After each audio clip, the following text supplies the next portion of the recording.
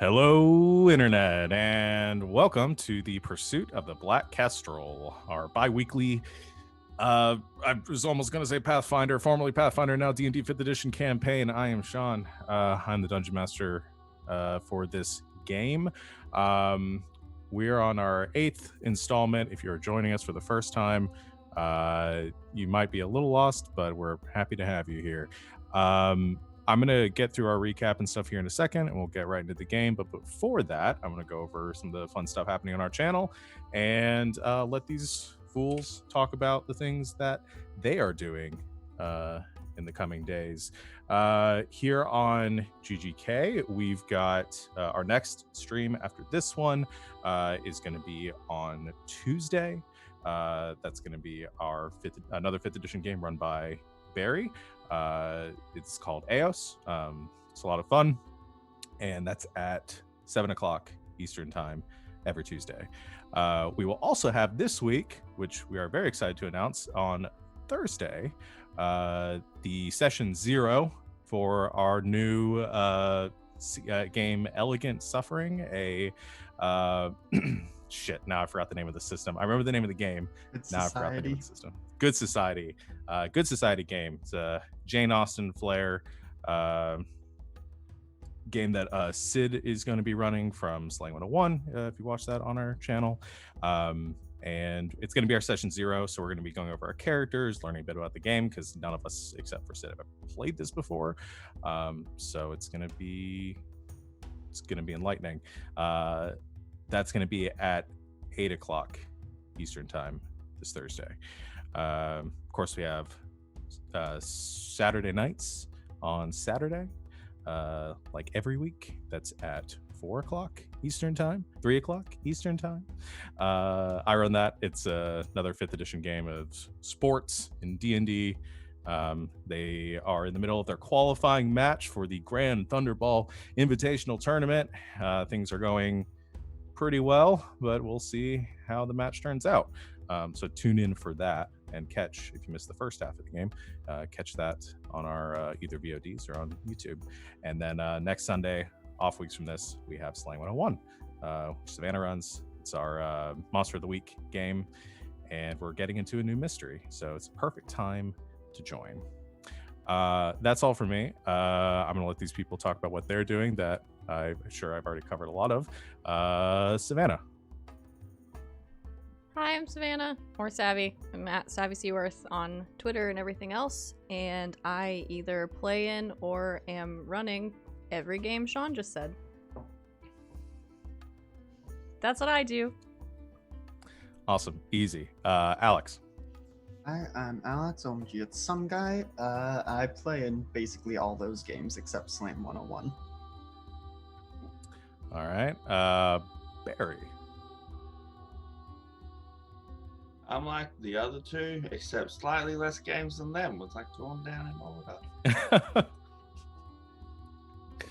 All right. Just Matryoshka dolls of RPG players. RJ. Hey everybody, I'm RJ. You can catch me here on Thursday with some of these lovely people in our Good Society game. But later tonight, you can catch myself and the lovely LB Hackham over at the Indoor Adventures channel at 10 p.m. EST. We are playing Tomb of Annihilation, set in a gunpowder 1920s noir fantasy version of Chult. And then on Monday at 7:30 EST, you can catch me and LB again in our homebrew campaign over at the Indoor Adventures channel. And that's about it. 8:30 and at 7:30. 8:30. Oh, also, I got my Switch hooked up to my computer, so I'll be streaming Animal Crossing. Yay. Nice. Get ready to hear bubblegum 24 hours a day. And last but not least, LB. Hi, I'm doing those things that RJ said. I'll be here next week on Sunday doing Slang 101. On Wednesday, I am on Nerd Immersion's channel doing The Rod of Seven Parts. And on Thursday, I'll be streaming on my own channel. We're finishing up a horror game, which is less scary than the first horror game that we played. If you want to see me freak out about something, go watch the VOD from the last one, because I don't do well with horror, as I said. Yeah. And then, are we playing this week on Friday, Barry? I think so. On Barry's channel? No. Lazy Bones can't make it.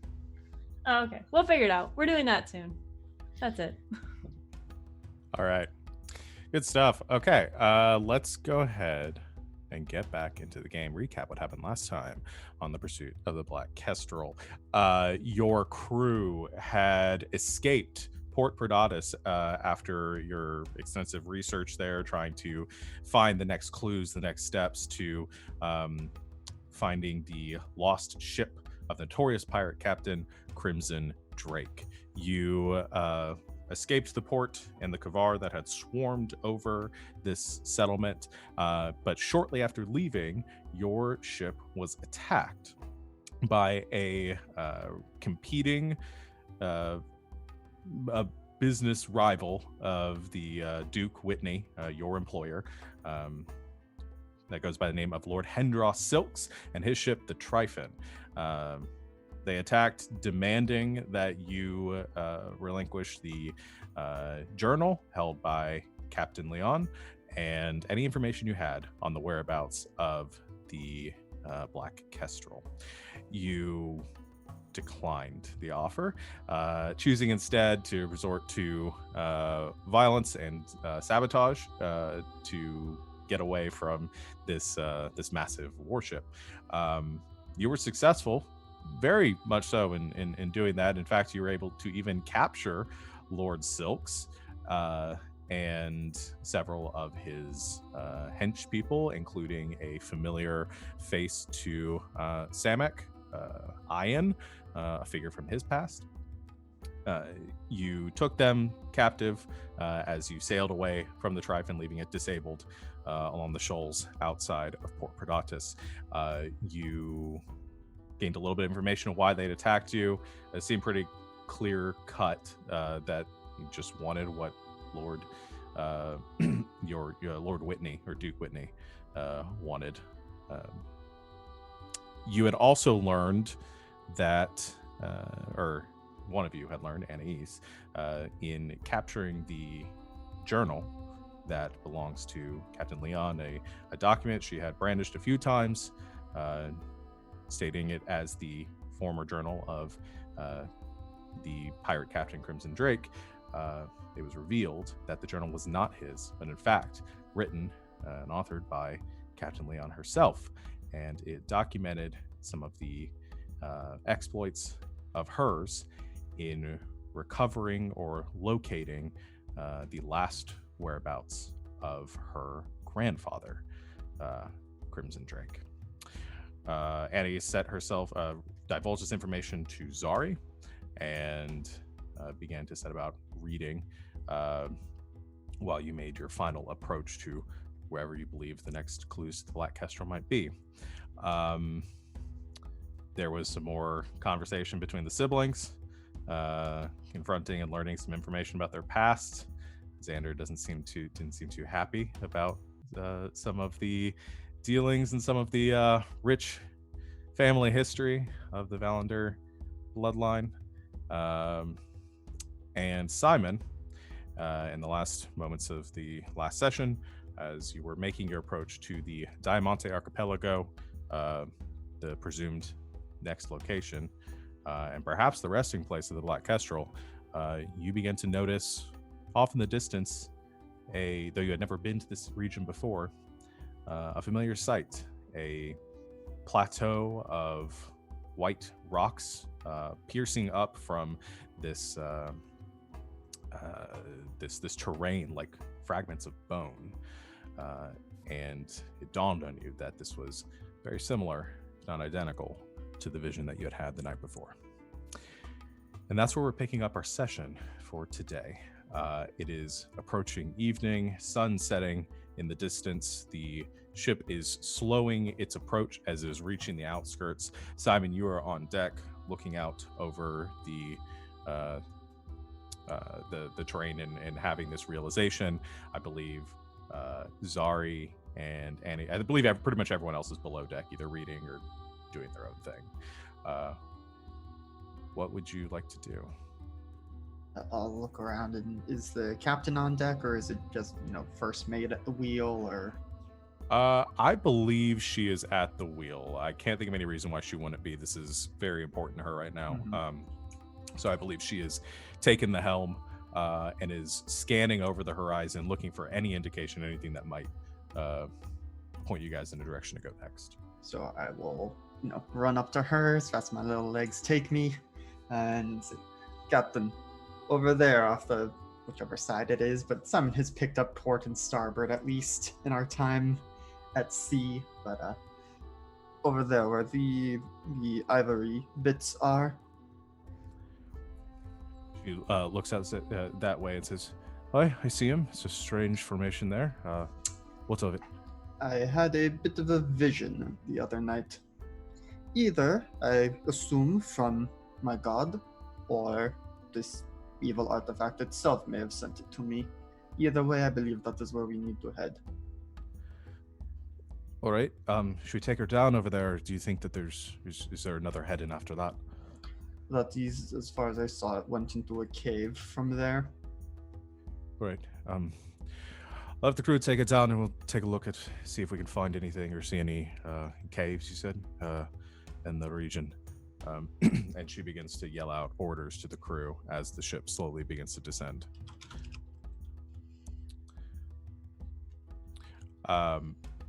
Anything else? You all below deck feel the ship's heading shift, and you begin to hear the crew above deck moving around with purpose. We would have had a long rest at this point. No, not yet. Okay. This is only a couple hours after the last attack.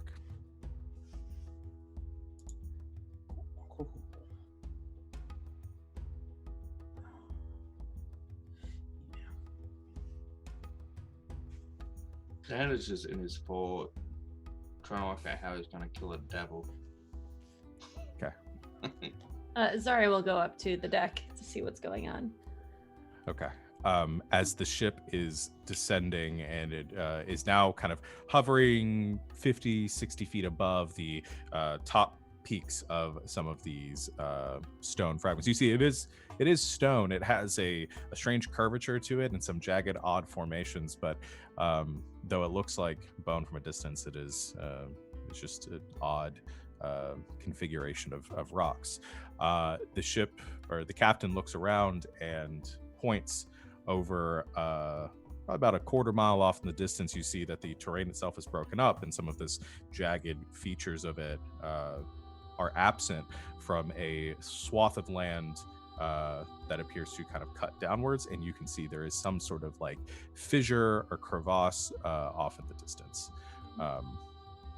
Captain Leon points that way and in motions to you, Simon, says, I'm going to take the ship that way. It looks like there might be something out of the ordinary over there. And begins to give the appropriate commands. And Simon, I would say that as you're looking at this and recounting your vision, it does seem familiar. You're feeling this like pull that direction based on what you saw previously. As Zari, you come onto deck and you see what is happening as well. She'll go up to Simon. Sorry, are we docking? There doesn't seem to be a port. Yes, I do not believe there will be anything as civilized as a dock here, but I had a vision about where we need to go, and this is it. Oh, I see. What did you see? What did you see? The ivory, and a cave, and darkness. So, nothing super more? cheery vision. Yes. Still gotta look back through my notes, which session this was in. Session 6. Okay. I can recount the vision if you would like me to. Yeah, that might be good for the audience as well. Yeah. So what you saw was, skip through some of this.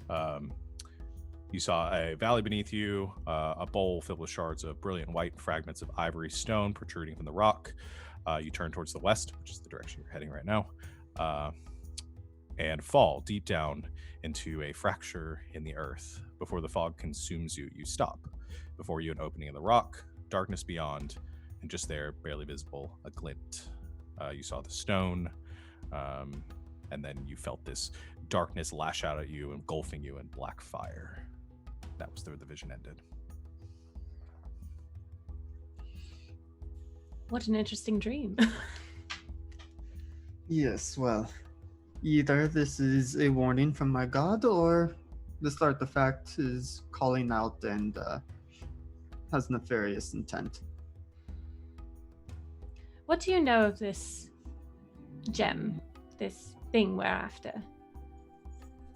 Only you should ask. If only I had prepared legend lore as one of my spells, but I actually thought about doing that, but I mean, You could prepare that after you guys take your rest, which I'm assuming you're going to do for the evening. But yeah. you could make me a religion check. I don't know if you've made one previously to know what you know about this thing, but either way, it's been like 8 sessions. Yeah. 21 on religion. Nice. Your knowledge limited to the writings of your faith indicated as a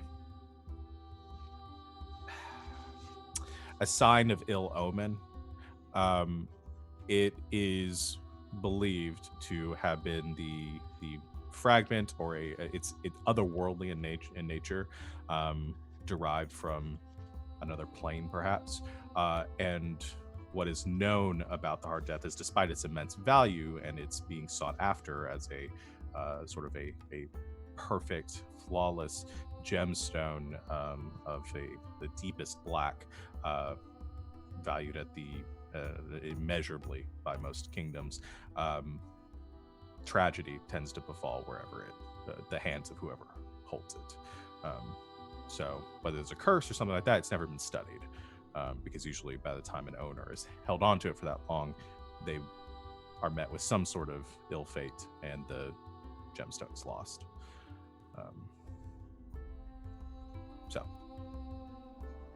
So, either there is actual evil magics upon this, or it is just a cultural zeitgeist almost, and people have, in their lusting for it, have caused this ill fortune to follow it. What do you believe? I believe to be prepared for either outcome. Yes. I know it is immensely valuable. Do you have any... I guess one should ask, do you think anyone would have a desire for it beyond our job? Do you think someone would try to take it? I mean, Lord Silks in the brig obviously wants it, at least to, thwart your future father-in-law. Do you mean someone might want it beyond monetary value? No, I mean someone on the crew. Would they try to take it because of its value? I cannot say for certain. I mean, we have, if we think about who is here, we've got the crew and the captain. She seems very loyal to your future father-in-law. But who knows? I mean, greed can drive many people, but there's the captain and the crew. There is, and I suppose that includes Samek. There is Anais, who is very much into art. I'm trying to remember if any of us actually know anything about her art thievery, or if we still just think she's an art expert. Yeah, I think she's only been brought on as like a consultant for art historical purposes. As a purveyor of fine goods. It is possible that this would be the biggest find of her career, and she may want to claim it for herself. There is you and your brother. I assume you want to make sure this gets back to your future father-in-law. Xander does not seem like much of one for this. But who knows? And for myself, I just want to make sure that if it is an evil artifact, no one falls victim to it. I guess my concerns are, I live in a world of people backstabbing for political gain and making deals and there such. I just want to make sure that I can count on you to help me with this. You are a very trustworthy person, and I don't meet many people like you. It's a very sad world that you live in, and like I said, I will do what I can to make sure that no one suffers an ill fate because of this venture. But if you are so concerned with potential backstabbings, you may want to see if you can vet individual crew members, see if maybe some of them are not quite so loyal to the captain. Perhaps they've been hired by other nobles. That's a very good idea. Thank you very much. I don't know how much time we have for it, because I imagine we will be disembarking soon, but Yes, well, we at least should sleep. It's been quite the day. yes, it has. Well, thank you, Simon. I'll go make sure everyone knows we are docking. Well, docking. Air quotes. Everything with an airship is with air quotes. Boo. Okay. As this conversation has transpired too, the ship has closed the distance to this gap, this fissure in the plateau, and you've come to a stop above it. And if you were so inclined to peer down off the side of the ship into the crevasse, you can see that it falls deep down, further than you can see. You can vaguely make out some of the rolling purple fog that must rest about 200-300 feet below. If anyone is particularly focused on it, I can have you make a perception check, but I don't know if that is of interest to any of you. Sure, I'll go for it. I mean, it's probably keeping an eye on it, seeing how much it matches up with the vision. 16. 16, okay. Natural 20, 25. Okay. With the 16 Semic, you look down and you can gauge the distance and the direction, and you can make out the fog. It, like it is in most areas, there's a before you hit like the fog wall, like where it kind of compacts on itself in that dense fog where the Kavar kind of spawn and breed and thrive. That point looks like it's, based on your gauging of it, probably about 300 feet down, with some tufts of it and like tendrils of it kind of being caught in a breeze and being pulled up and out periodically. Simon, with a 25, as you see a gust of wind kind of cresting over this crevasse, pulling some of the fog up, it recedes down a little bit and you get a very clear vision down to the bottom. And you do notice there is a distortion along the white walls of this plateau. You can see something down there, perhaps a cave or perhaps some sort of break in the stone.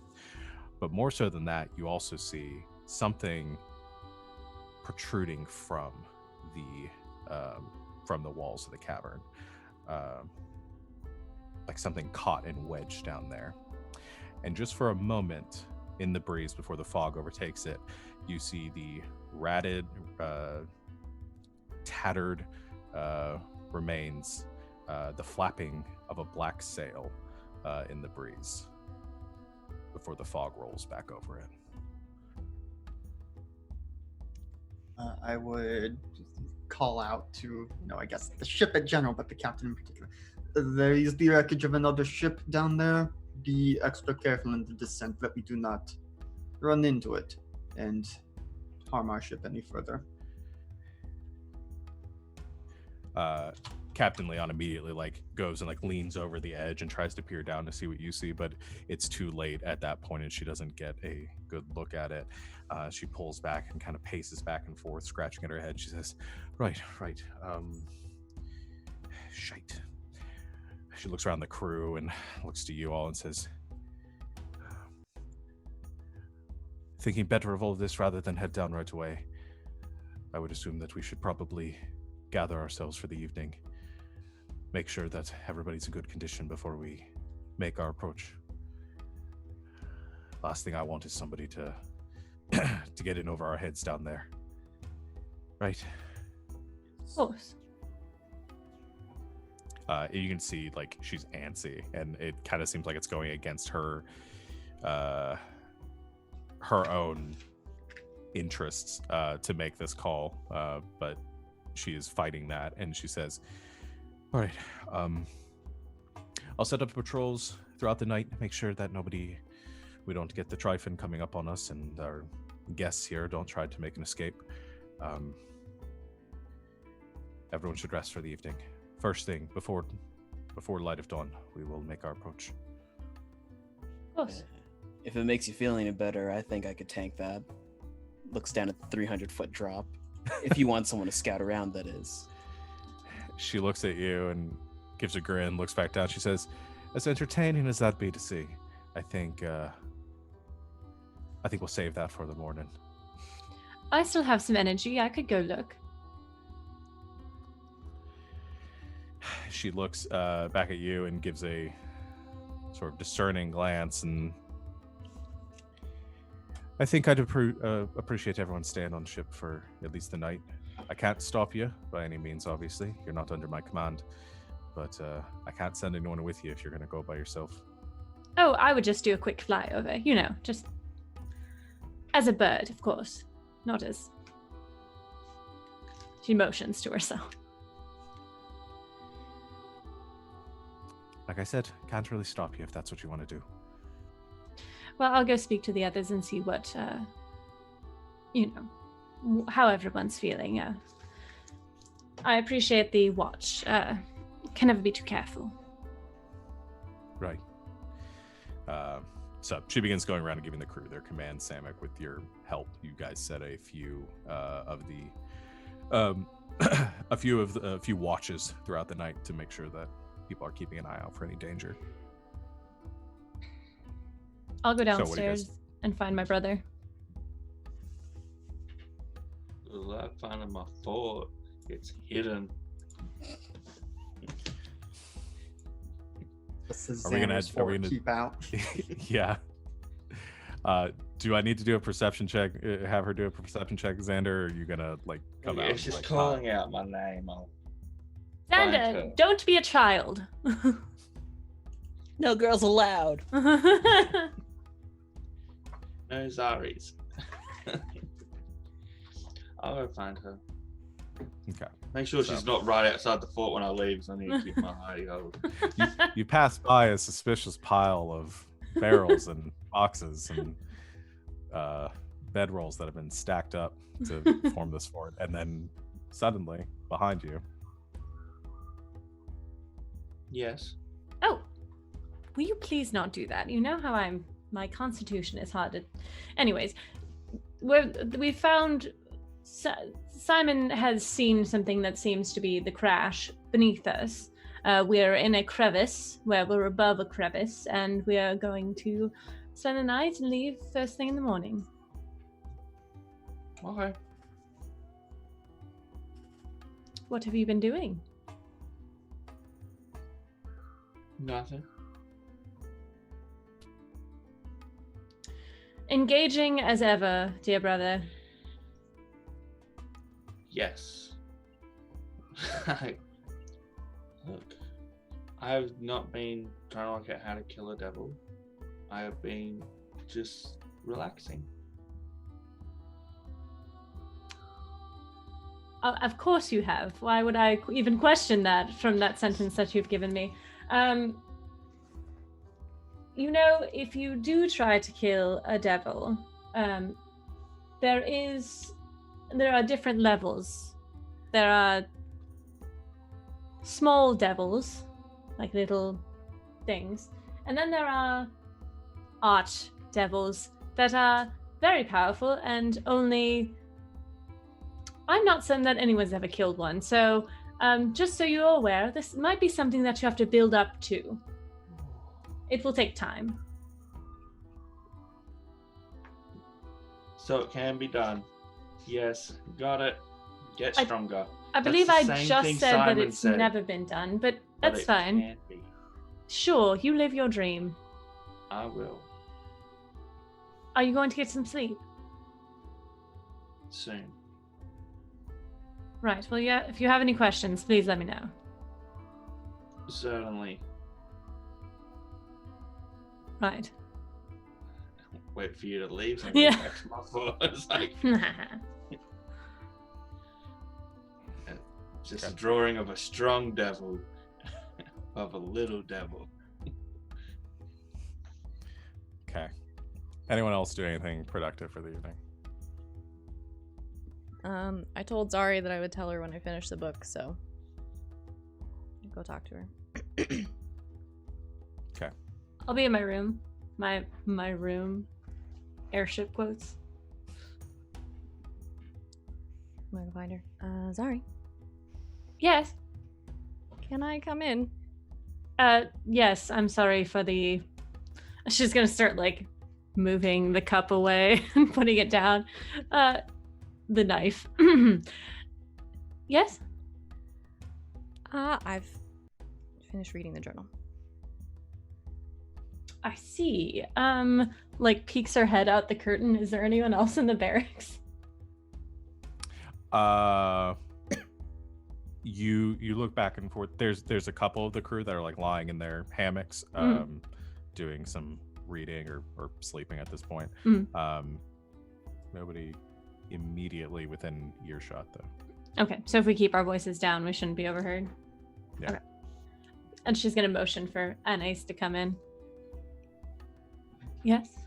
It's quite the tale. Most of it stories from her childhood, discovering who her grandfather was and bringing her trinkets, that kind of thing.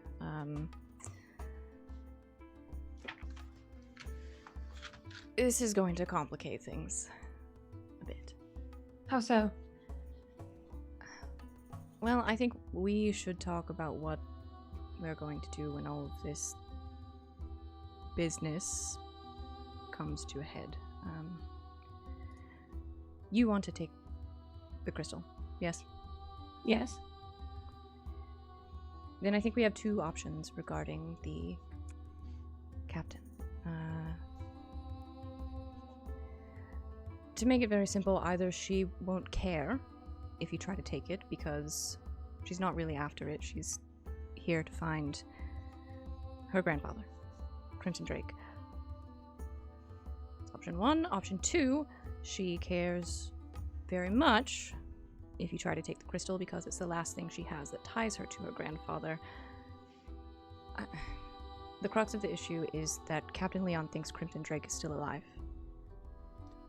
I see. I find that very unlikely, but some people are quite hardy. So if he is alive, you think it will be all right. If he is not, If you he's think still that would be the alive, I don't problem. know that she will pay much attention. Right. If she finds that she's wrong and discovers that he's dead down there somewhere, we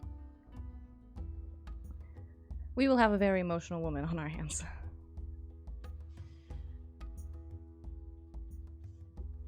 Do I know what the what Captain Drake looks like or looked like? Do we have any art of him? There were probably, you would have been pretty young at the time. Anais, you'd probably have a better memory of these. You're Elvin, right? I'm not remembering that wrong. Yes. Okay, I just I said that, I'm but I old. realized I was talking out of my ass. You probably have a better memory of it. There were a lot of wanted posters around, probably about would have been about 20 years ago, with his likeness on it, or at least an artist's depiction of his likeness. Middle-aged man, kind of square set jaw, had the shadow of a beard, typically in most of the renderings. Fairly handsome. He was depicted with a large scar that ran from about his temple down to his jawline, and he had longer, very vibrant red hair.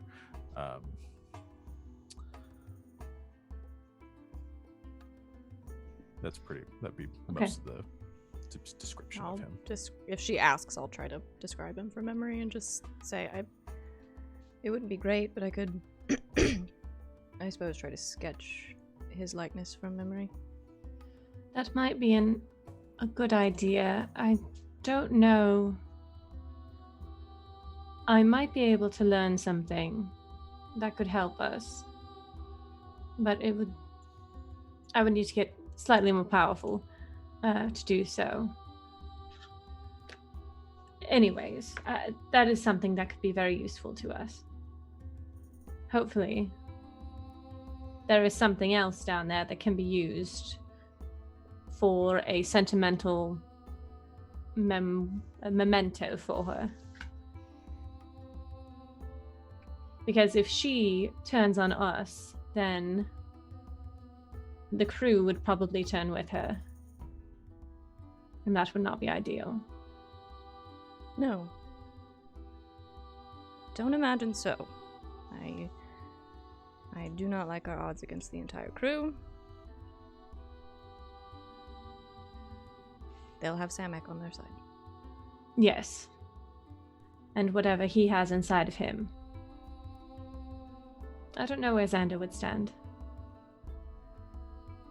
It's hard to say. I would hope he would stand by me.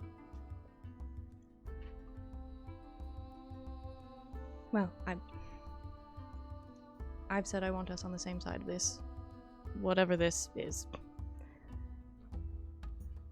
It was a simple recovery mission, but apparently it is a whole family matter. And I can say from experience that family matters get quite complicated quite quickly. I imagine so.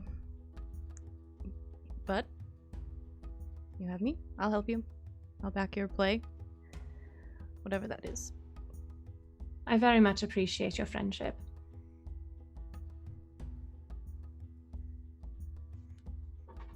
If I'm going to help you, I want you to do something for me. Sure. What did you have in mind? I think she, for a second, looks like she's thinking really hard, like trying to choose her words really carefully. Uh-huh.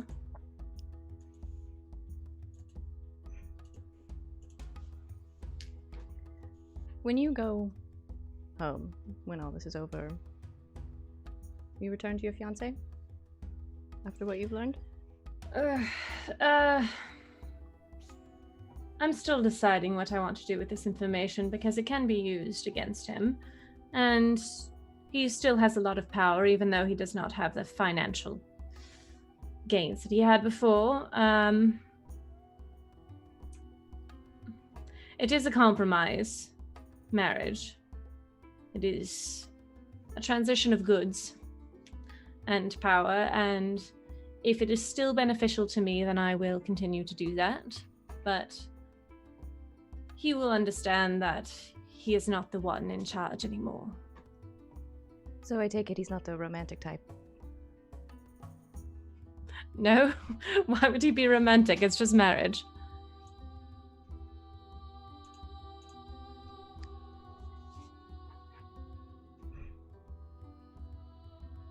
Can I tell you something?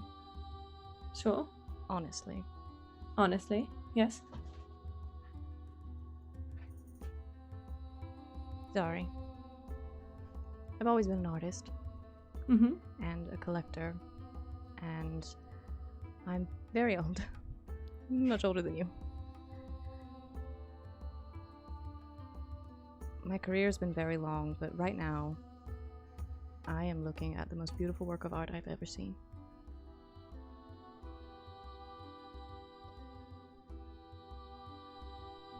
She kind of like glances around for a second and then she's, Are you speaking of me? When this is over, whatever's left in the dust, however it happens, take me with you.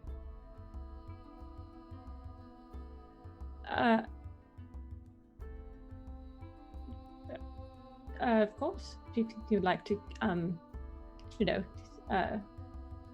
continue our adventure together and our companionship. So much power in such naive hands.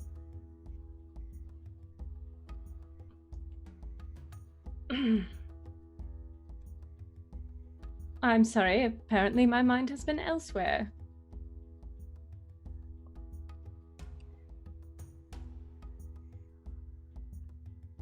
Consider it. I kiss her. Sorry, blushes. And kind of, well, she does kiss her back, and then just kind of like pulls herself and regains her composure. Yes, well, what should we do about the journal now? I'm sorry, I need time to process. I was not in that. The journal. Well, I don't imagine I can just put it back in the drawer. Right. But if you are caught with it,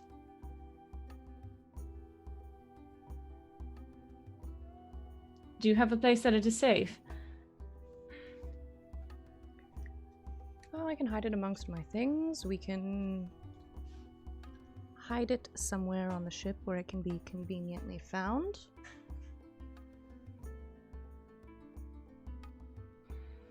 I'm sorry, I'm having trouble thinking of the right thing to do in this moment. I don't think making it found would... Well, I think that would be better than it being found on one of us. For the moment. I'm assuming she thinks it was taken. As long as she doesn't think we took it, shouldn't matter. Right. Well, if you are finished with it, then perhaps a drop would be best for that, yes? I'll take care of it. Thank you.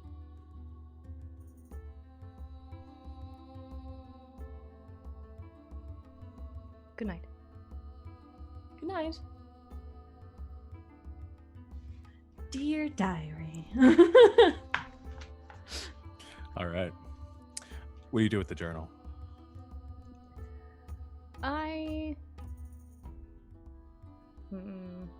Because I imagine, like, in the scuffle, some stuff got knocked around, knocked out of place, maybe. I'll try to find a spot, like, I was thinking about planting it on one of the crew members. That seems unnecessarily cruel. I think I'll find a spot like on the deck, like near the captain's cabin, where like I can just like drop it in some stuff, like it got mixed up in the scuffle, and if she wants to be suspicious, she can. Make a sleight of hand check.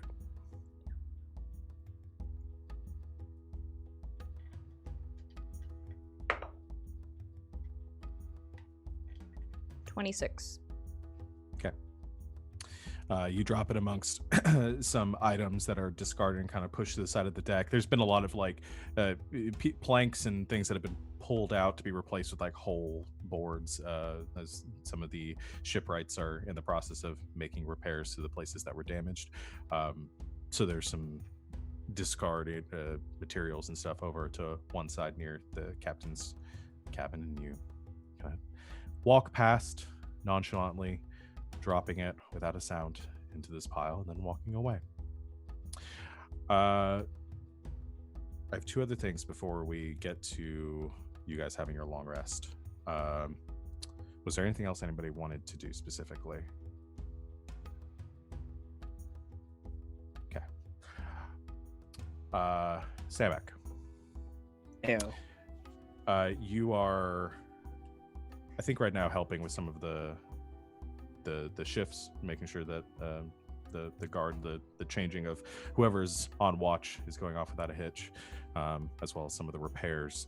And you hear, you don't hear her approach, but you feel a tap on your shoulder.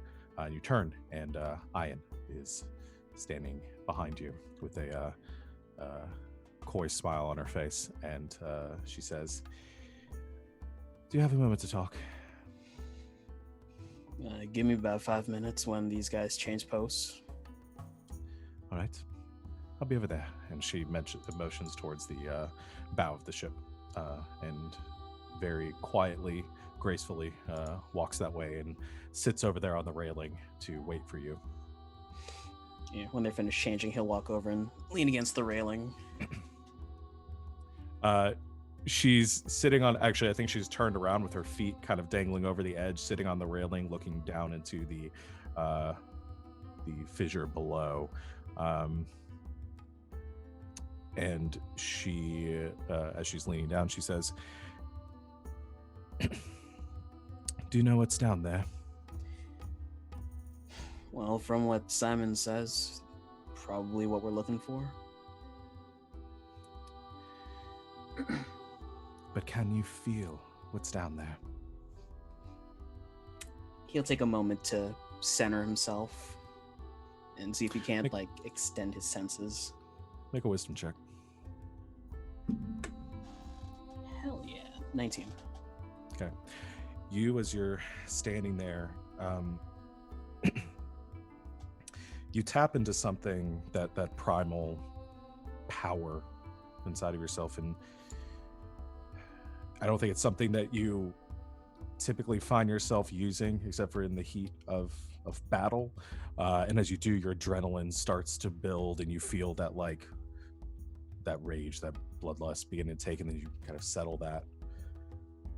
And you do find that underneath that warrior's instinct, there is a pulling, this pulsing, like a beating heart, that with each beat is sort of pulling you downwards.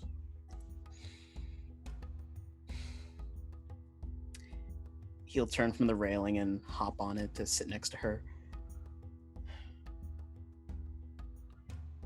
What's down there, Ryan?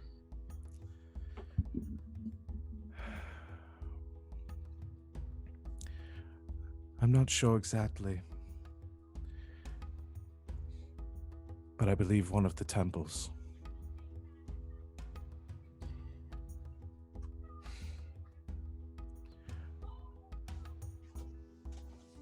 I don't know why our paths have drawn us here, and I didn't know.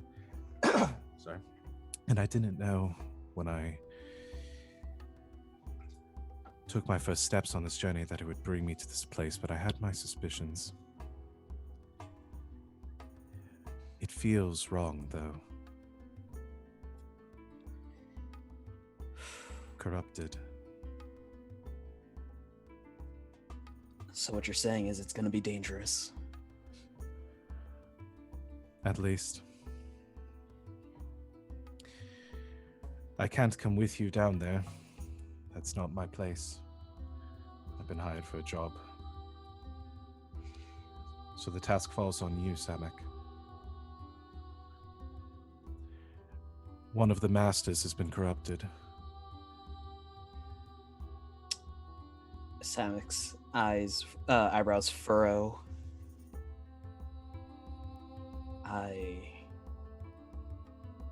I can kick some serious ass, but I don't think I can take on a master by myself. Well, you have your companions, don't you? It doesn't feel right dragging them into our problems. Unfortunately, I don't think we have the luxury of upholding the sanctity of our order. There aren't enough of us left at this point.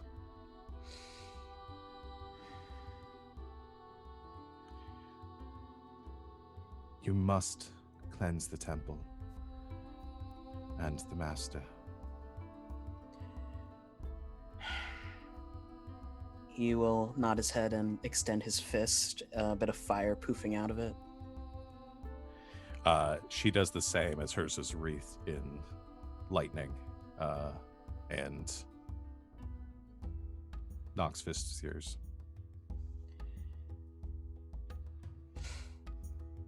Well, if I don't come back, it's been fun. She grins and says, "It has. I hope you do, though. I'd hate for the fun to end now." He'll return her smile.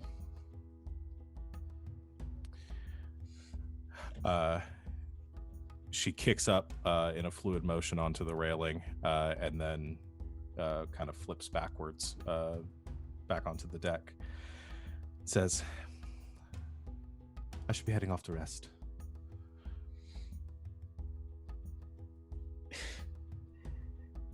He's gonna turn and give her a wink. Last night, last chance. She looks around. She says, you seem awfully busy up here, but... And she looks back to you and smiles and says, it's your ship. I'm sure you'll know where to find me. He'll turn back to look down at the fisher and wave from behind his back. And she silently walks away. Nice. Do you go find her later? I need to confirm. Yeah, that. he does. Okay, cool. Awesome. There's another fort somewhere on deck for privacy. Xander's fort, across from Xander's fort. Xander's just sitting in his fort. You could say Turbulence, what that's is caused this? for what was it? Fornication? Oh my god. Hey, that was bad. Ruined. She's not there anymore. Speaking of Xander, though, are you sleeping in your fort tonight? Yeah, I will fall asleep. Okay. In It's your little Fortnite. doodlings. God damn it.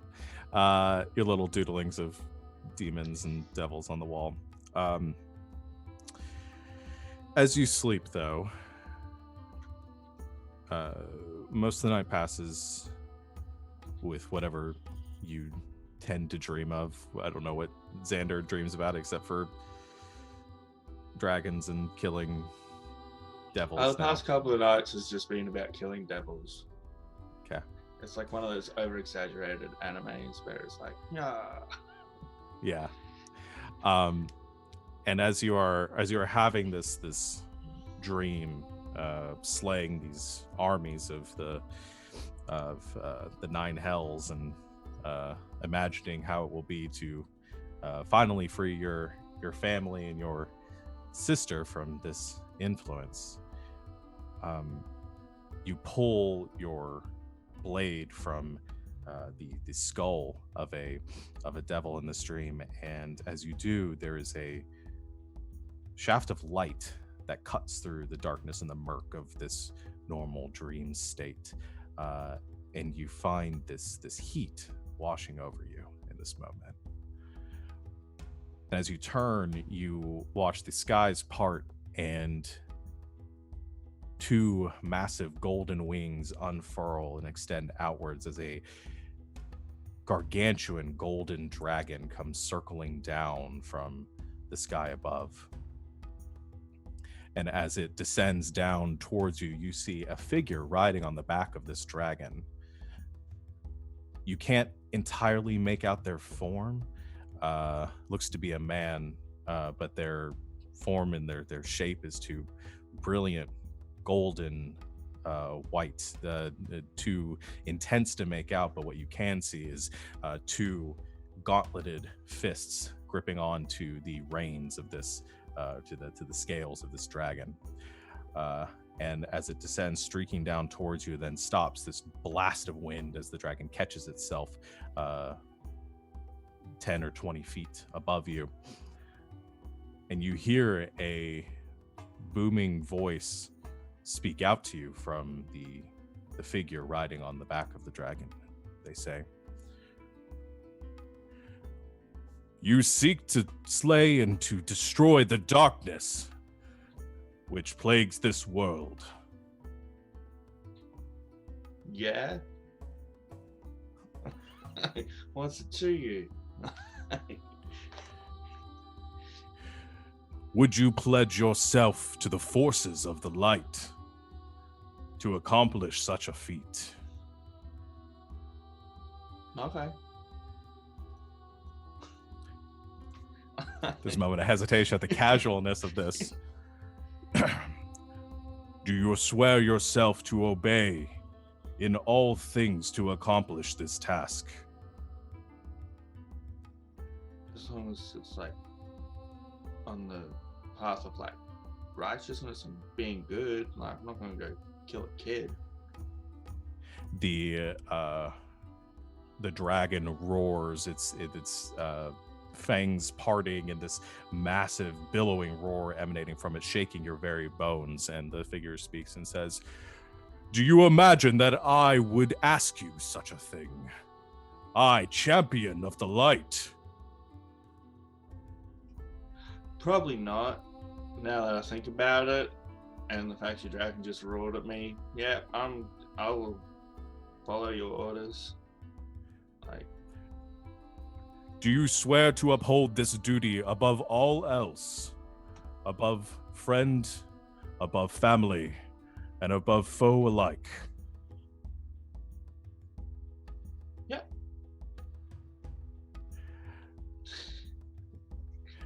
And the dragon beats its wings once again, and you see a shaft of light piercing down from the sky and impaling into the ground in front of you. Almost a sword of pure light embedded in the ground before you. And it says, and the figure speaks, "Then claim the sword and slay any who stand before you."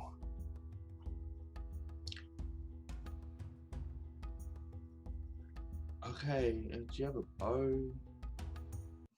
No, it's fine. It's fine. I'll take the sword, but like I do prefer the bow. But okay. Okay. You grab it, and the sword dissipates as you make contact with it. As you reach out to touch it, dissolves. The light itself being absorbed into yourself. You feel that warmth, that fire pulse through you.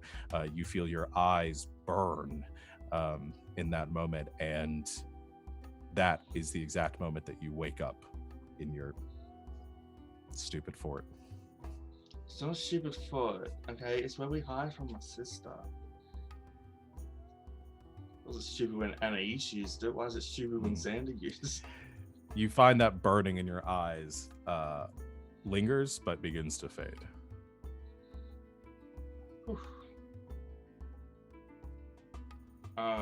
I think the first thing I would see is a drawing of a devil right next to me, and I'd just scrunch up and throw it away, being like, evil dream. Do I remember the dream? Yes, you do. Oh, cool. I'm gonna be partially sad because he rode a dragon and I sent mine away. There's no like sword of light around me. No, there isn't. It's a metaphorical sword. Okay, then I'll probably. Is it morning or do I still have hours left? I think it's probably morning near morning at this point, pre-dawn. Oh, then I'll get up and get some breakfast. Okay. The rest of you get a decent night's sleep. No interruptions. Well, maybe a few interruptions for one of you, but no other interruptions. Anything else? Okay. As you all wake and prepare yourselves for the day, you head out onto the deck of the ship. You can see it is before you have been roused before the dawn has crested over the horizon, and the crew is beginning to prepare the ship for its descent. Captain Leon is up, and you aren't sure if she's slept. She looks a little tired, a little bit frazzled, but she has an air of excitement around her. There's an energy coming from her. She's also not dressed in sort of like her more ornate kind of captain's garb that you've seen a lot. Like she has ditched the leather duster and the large like red jacket and her hat. Instead, she has a belt with a couple of knives on it, a pack slung over her shoulder. She looks like she's planning on coming with you. Good morning, Captain. Morning. Are you all ready? I believe people are gathering breakfast still. Right, breakfast. Should probably do that too. Are you all You're gonna right? sleep all right? Aye. You seem a little Perfectly fine. flustered. seems so. Well, we've been on this journey for a bit now. I'm excited to see it done. Wonderful. Well, Once everybody's done and gathered up here after eating, send them to my cabin. I've got a few things to talk about before we get going. sure, will do. Go eat something, please. Sure, I'll do just that. Samek appears on deck, like holding a mug of coffee, and he just hands it to the captain. She takes it. I think she just like doesn't even really make eye contact. She takes it, she walks past and just, thank you, Samek, and begins to down it. He'll stand at the railing, kind of stretching, looking down at the chasm. Wait for the others to come upstairs. Okay. As you all arrive on deck, you give him the news, sorry, and all of you head into the captain's quarters. She's in there getting ready. She's finished the coffee and preparing a few last things. But on the table of her desk, all the maps and everything been cleared away. There are a couple of like chests that are stacked up on there. And she sees all of you. She says, "Morning, everyone. All right, so we're getting ready to disembark here for whatever we're going to find down there.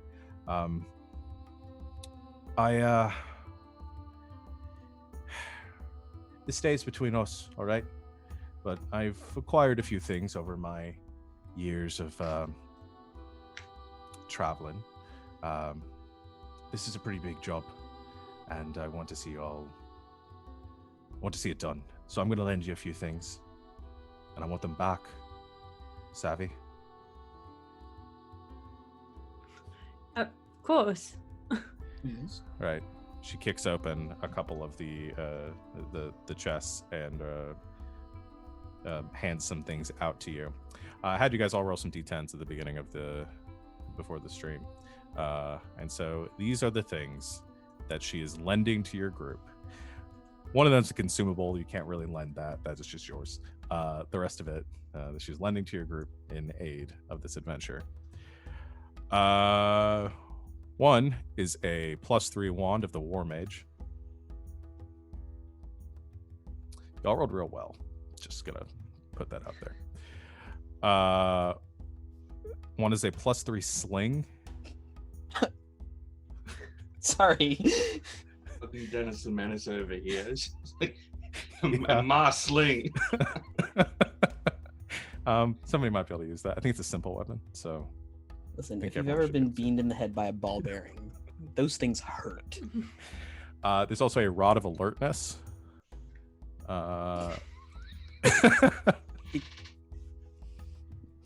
Bet. I had that A last potion- night. Hey! Did we break LB? It always goes here. It always I goes rolled that here. item. And I knew I was going to be able to get through that part with a straight face. A potion of vitality, and a robe of stars. I have the items, most of them on Roll20. The only one that I couldn't, I didn't do the sling because it's a sling and it does +3, so I didn't think you guys needed an explanation for that one. Here's the rod. Here's the wand and the robe. The potion of vitality was not, for some reason, in my compendium. I don't know why. But if you drink the potion, it removes any exhaustion you are suffering, cures any disease or poison affecting you, and for the next 24 hours, you regain the maximum number of hit points for any hit die you spend. So.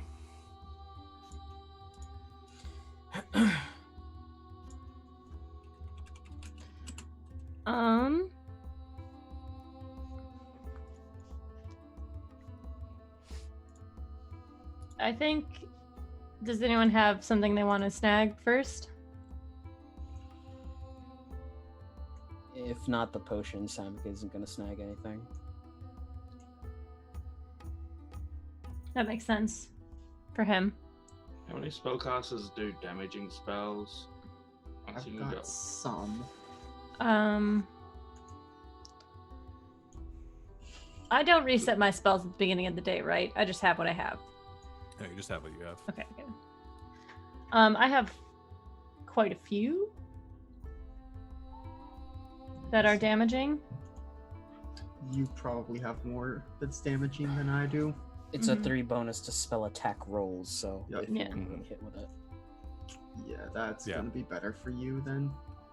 Okay, I'll take that. Should have handed this out to us last night so we could get attuned to it instead of us sitting around for an hour now. Be like, now we gotta wait. The ship still has to descend, so you have time. She wanted to leave straight away. Now we have to wait. Do you think Anais would want the alertness? The extra alertness? Not Try saying real it. hard not I'm to not say saying it. Alertness of what now? The what? Do you want a I'm rod I'm reading of it. alertness? Do you want an alert rod? Even though you did just confess your love to my Hey, sister, you know what? did you want an alert Marital rod? aids are still a thing. I'm over 200 years old. I'm gonna do a lot of things, probably. Okay. Oh god.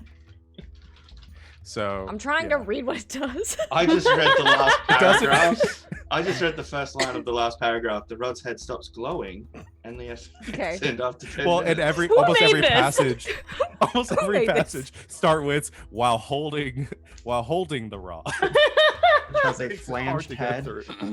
Yeah, it's not. Listen, if it lasts more than 4, call a doctor. Mhm.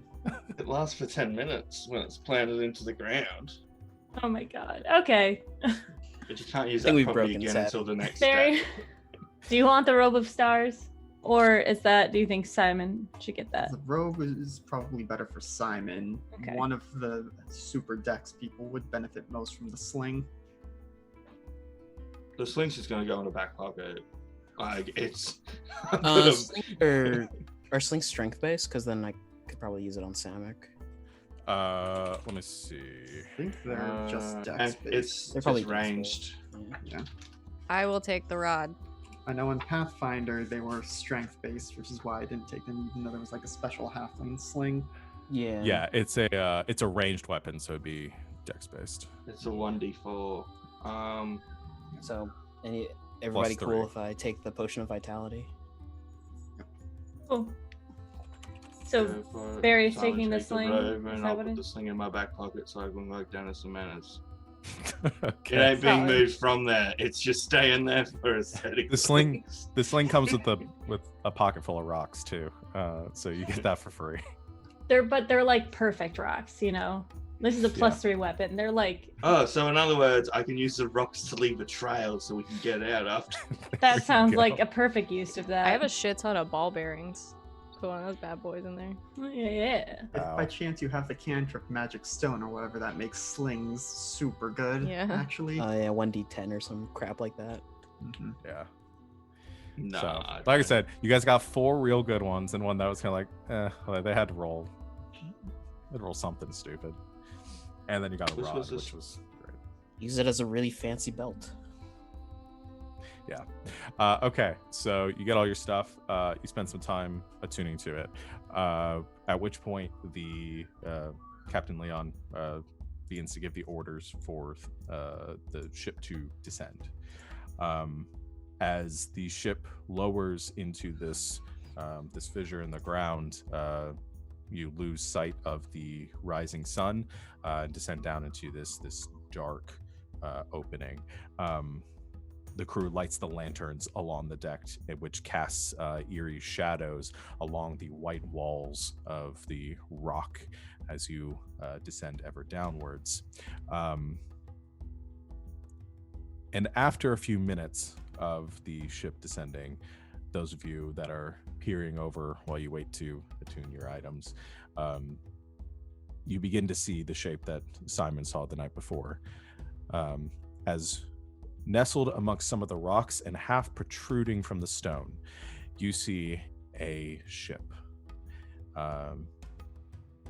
Ebony black hull and black sails torn and tattered. The ship itself is decrepit and having nearly rotted away from the from its perch here at the bottom of this fissure.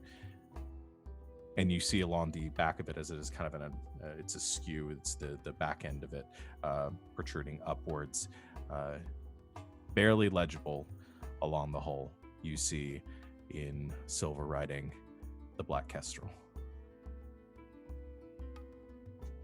Well, leans down to Simon.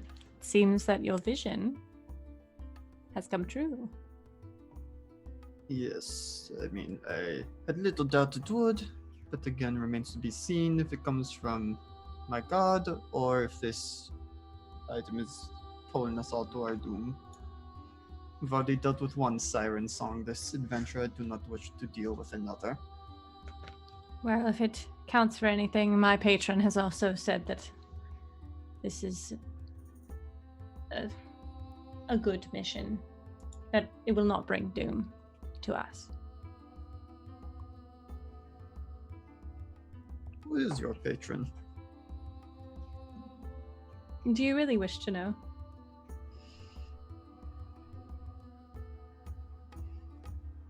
I do not know that it would make much difference at this point. I will leave it to you if you think it is good for me to know. There is a chance that you might meet him, so perhaps you can ask him his name then. How loud is this conversation? Well, she's just like Yeah. down here. Okay. Because if we're all looking over the balcony, you can hear that. Really want to. I'll just go to sound like, remember the devil I wanted to kill? Slow blinks. Just gesture. It's like. How close is the Kestrel now to the ship? At this point, as it's descending, you're approaching less than 100 feet and closing. Okay. You jumping, or are you gonna wait? I was thinking about jumping. Yeah, fuck it. It's up to you. Taking Okay. 100 feet of rope with me, tying it off to one side and just going for it. Okay. Just make an athletics check for me, because I know you've got the thing. Falling. 19. Okay. You run to the edge of the ship, and before you guys can say anything, Samek just leaps off of the side and begins to plummet off the side of the ship with a rope in hand towards the wreckage of the Black Kestrel. I think Captain Leon just like looks over the side and just like with a grin on her face just to see what happens at this point. She's not, I don't think she's freaking out. Maybe a little nervous, but not showing it. I assume you're using your... I'm going to rage and then slow fall. So half the Okay. damage and then minus 25 off of it. Okay.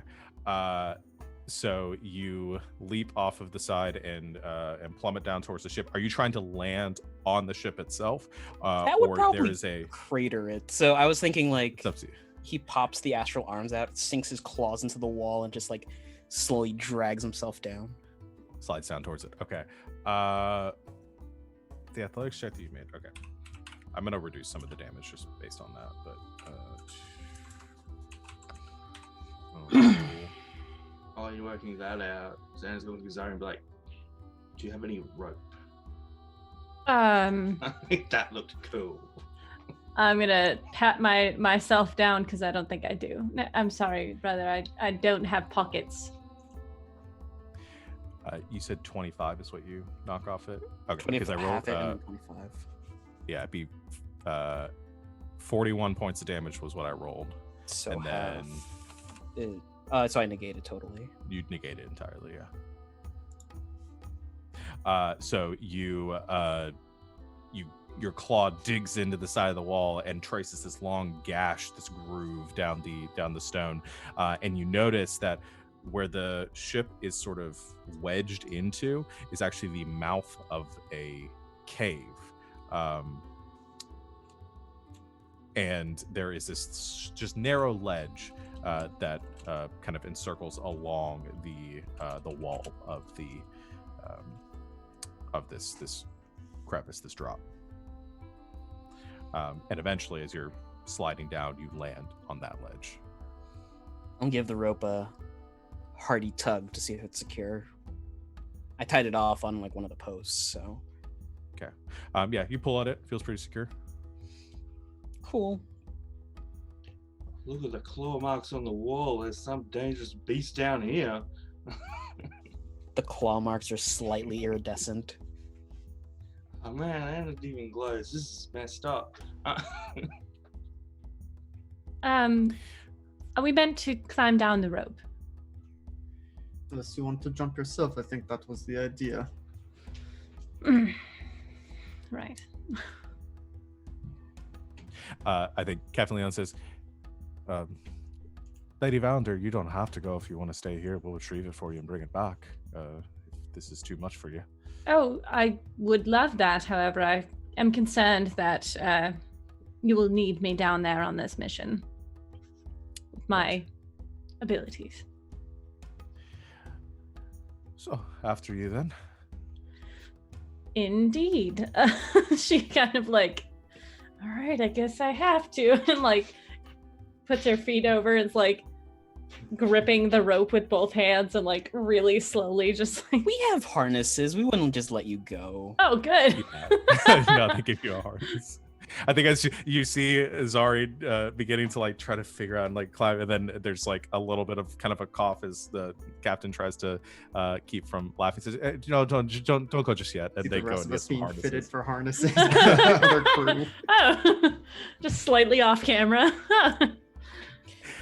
Fits her for a harness, and then you all go you slide your way down. I don't think we have to do any checks because that was badass. While so- Samek is down there, he'd Yeah. like to focus himself again, like he did when they were above the crater. Crap. Okay. Ravine. I won't make you make a check for it again because you did well before, and I think you feel that sensation. You feel the pull behind you, and you turn around and look towards the mouth of this cave. That whatever's drawing you in is in there, recessed into this plateau.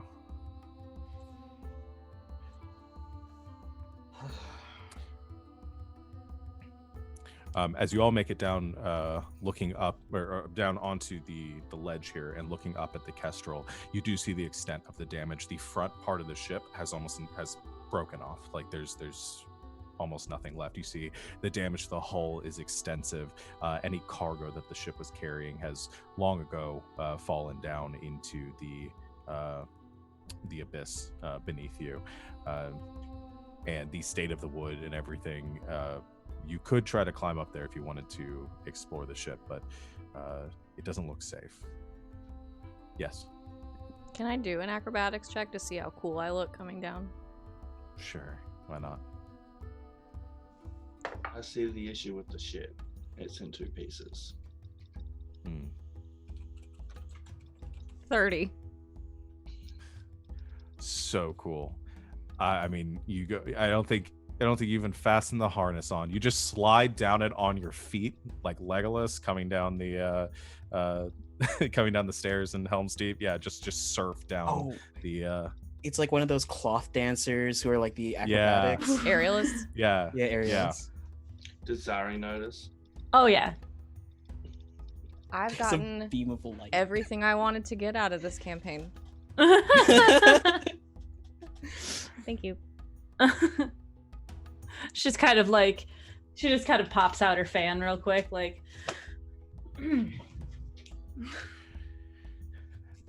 You also notice one other thing as you are looking around on the wall of the cave. As the walls kind of curve into this cavern here. You see a marking, long faded away on the stone, but you can just barely make out the visage of a dragon carved into the stonework.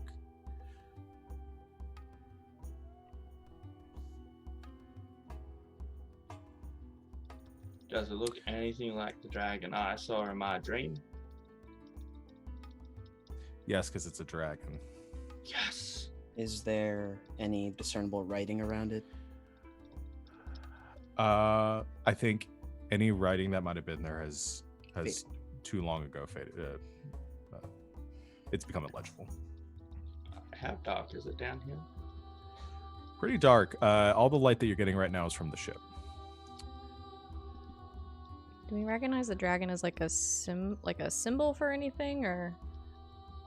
You might actually I think two of you recognize it for different reasons.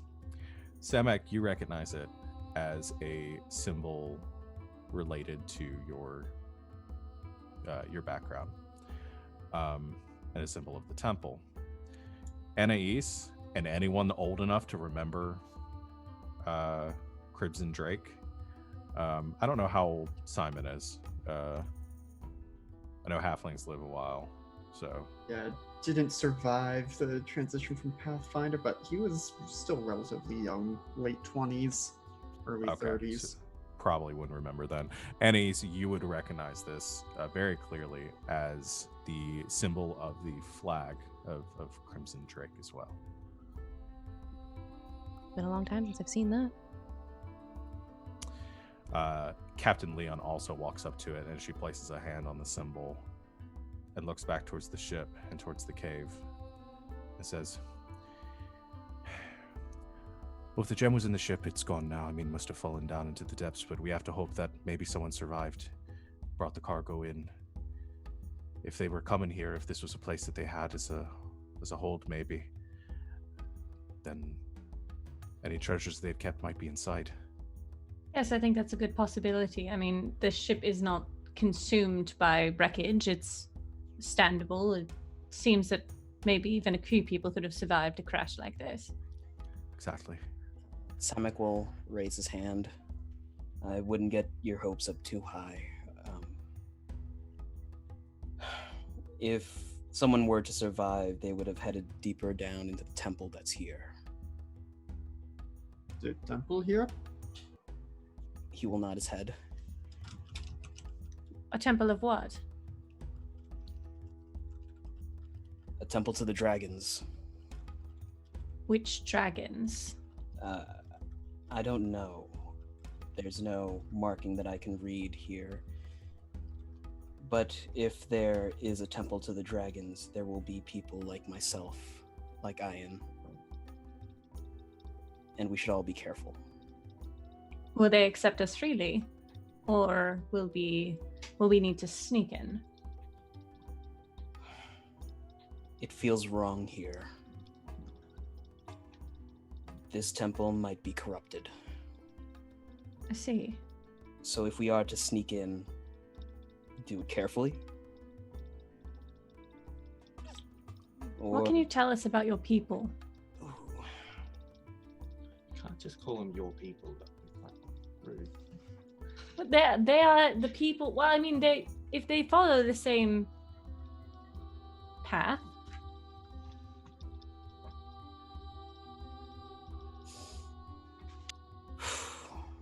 I am not from round here, as you would put it. No, we are very far away from where we started, so I wouldn't think so.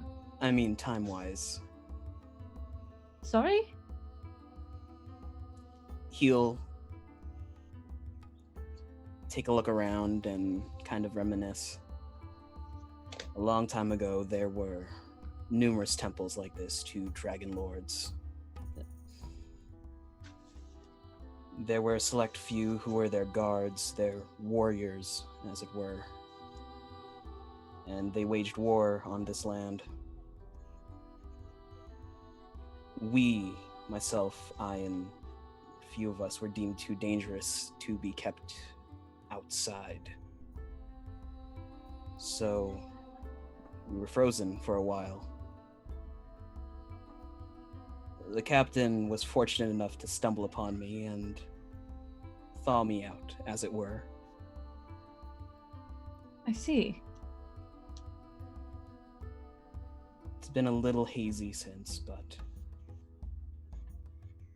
things are slowly coming back. How long ago was this?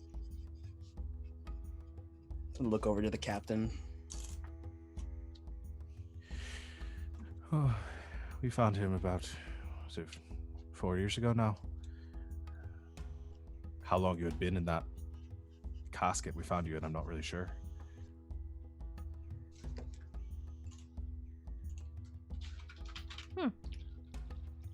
We never set foot in the temple. Picked him up from a trader.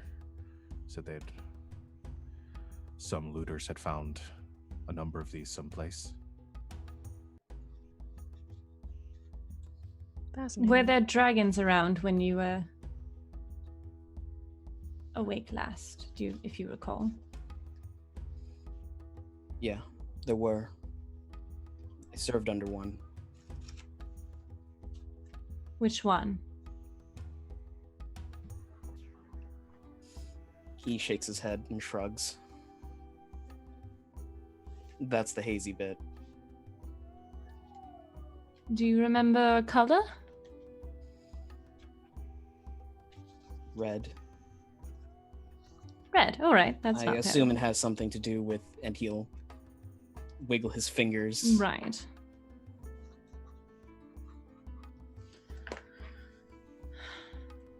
Are you comfortable proceeding? It's my job to proceed. So here we go.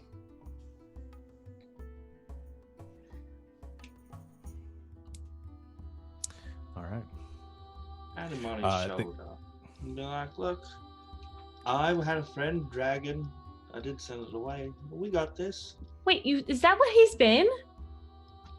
He's gone. Wait, did you send him home at least? No. Where I first met him. I think he understood. I don't know. He looked very upset. I hope you're happy. I'm not, but it's for his safety. Fine. Lead the way, please. Captain Leon also, because who doesn't have dark vision in this group? I now have dark vision. Yeah. Captain Leon also does not. Wait, I've forgotten. What race is she again? God, when you make NPCs, I thought she was like, human. I was double checking. She does. Yeah, she's human. She casts light on her pistol. Did you want dark vision for 10 minutes? I think. We're gonna be Wait, here I'm more sorry. than What? 10 minutes. Did you ask that in character? Yeah. Xander's not exactly sure why he's asking this. It's like, I don't know why I'm asking this. But first of all, it's like, why are you turning the light on? It's like, fine. No, I can barely see 20 feet in there. It is quite dark, Xander. You notice Xander's eyes now has like a starry night look to them all. Like they're all black? With stars in it. Like all of it? No, just where it is instead of whatever color Pupil it is? The irises, or Yeah. The iris and the pupil is now just like a little galaxy thing. Zari just kind of pulls his head down so that she can get a better look at him. What's wrong with your eyes? Did you take something? In my dream, they were burning. What? I don't know, some guys like, follow my order, I hope you kill evil stuff. I'm like, sweet, sign me up. And he was riding a dragon. It was very bright, and then... Do you all think maybe we should have had these conversations earlier this morning? Did you hit your head? No. Well, maybe. Do you feel different? Yes. I feel like I have the power of God and anime on my side. Anime? What is this strange thing you speak of? Can I roll a religion check on anime? No. If anybody in this No. party knows what it is, it's Anais. Art Senda, expert. what do you mean you feel like you have the power of a god on your side? Did you said I'm you pretty sp- certain that sentence itself explains. Like, there's not much to misunderstand with that sentence. I mean, I am a man of a god, and yet I do not feel every moment of my being I have the power of a god. So yeah, that's kind of a weird statement to make. It's weird. You know, I'm really enjoying this conversation, but as it was said, should have had this conversation before we got down here. I think we should probably keep moving. Do you want me to Hey, move ahead what? and take a look? That might be a good idea. Please be careful. Always. We'll deal with the power of God. So you No. don't want to see in the dark? Can you make it so someone can see in the dark? Points I at feel heavy. like I can. I'm just going. Yeah. Okay. Simon Sam indicates his heavy armor. Let's- I'm not going to be sneaky anyway, so I need the light. I'm gonna let everyone else deal with this. All right. Here's the $1 million question of whether this is going to work. Uh-huh. Can anyone see Top everything? left. Just let me know right now, and you can. Nope. Okay. No one can see just like the entire map, because that's always the anxiety that I get trying to use dynamic lighting on Roll20. Oh yeah. I just Like the moved a little tokens bit are into the wrong. cave, and I saw everything like bloom out a little bit, and I just moved it back. So What's wrong with the tokens? Tokens are still old HP values. no 16. Okay. Just drag our tokens in. The problem is if I redrag the tokens, Oh, the I map. haven't, light. I haven't updated them with the dynamic lighting settings. So I'm just gonna ask you guys to fix your HP on the tokens that are already Yeah. there. That'll be the easier way to do it. How Um, long ago was this? But as you look towards the cave and plan your approach, and Annie, so you're going to go scouting ahead, we're going to go and take our break right there. And so we will come back in a few minutes to see what happens next. So stay tuned, everyone, and we will see you soon.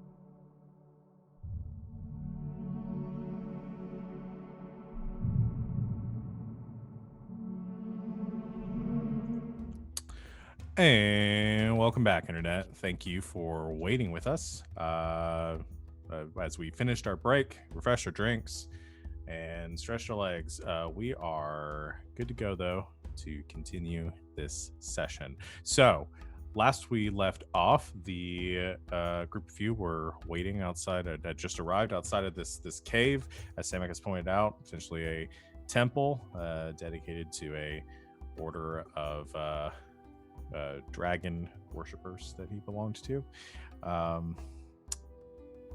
And Anais is about to sneak inside to see what's in there. So, Anais, I'm going to have you make a stealth check. I can do that. So many. 29. 29. That is so many. Okay.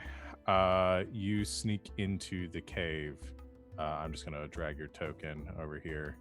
Come around this corner. Can everyone see what Annie sees, or just her? I mean, I'm getting a little teeny tiny bar where she is, but it did adjust as you moved her token. Okay. I tried to set it up so all of you guys could see it, but like I said, the thing's kind of wonky. Okay, that's fine though. So, Anise, you come around the corner and you can see into this cavern here. Extends out in a couple of directions. It's pretty jagged. You don't get a lot from this angle. Make a perception check for me, though. Okay.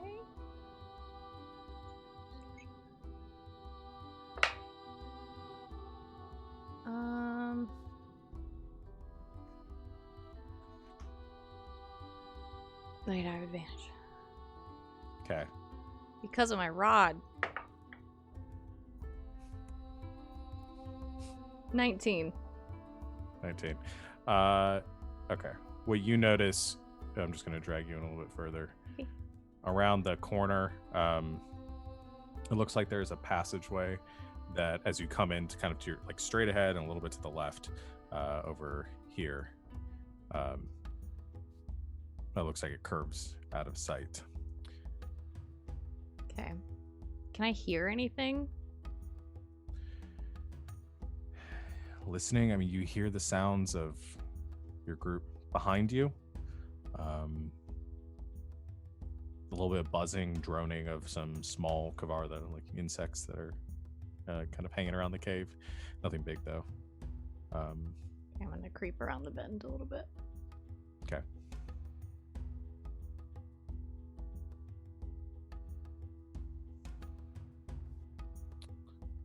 You come to about right here. Yeah. Oop. And you see it kind of dead ends back here. Siri, I'm not talking to you. Jesus. However, with your perception check from before, you do notice the wall to your left. There's a bit of it that's kind of crumbled back. And you can see through some cracks in the wall, you feel some like a breeze coming through, like that you could break down that area. Like there's something beyond that wall. Can I are they wide enough for me to see through? Yeah, if you get right up to it, kind of look through best you can, your eyes adjusting in the darkness. It looks like there's another like tunnel that continues that way. Okay. Well, can't do that by myself. Alright, I'll backtrack. Trying to keep an eye out for anything shuffling around or anything that looks particularly dangerous. Alright. I'm trying to see if I can fix it so you guys can all see it. Oh wait, if I do this, can you guys see what she sees now? Perfect. And force line of sight on. Anyway, okay. So you come back towards the group. Mm-hmm. All right, I'm just gonna drag you back here. I think I found something. What is it? Well, it's gonna take a little bit of muscle to get through, but there's a place in the wall. Looks like there's a cavern on the other side. Everything else is mostly dead ends. Well, if it's the one thing I'm good for, I'm all muscle. Indeed. This way. And fire. And astral arms. Okay. Quietly as you can. You all. Yeah. Is everybody stealthing? I'm gonna try in my clank clank. I believe in you. Oh, do I have clank clank? I might have clank clank. That is a non-natural 20. No, I do not. Still a 13 with disadvantage. Do I have to roll again? Yeah, I'll have you roll again. 23. 23, non-natural 20, 13. 19. Also a 23. Okay. All right. So, you all go creeping through. Can I just have you guys kind of line up in the order that you're going to be going? Simon's I'll go. probably gonna be towards the back if we're trying to be sneaky. I go first. I go second.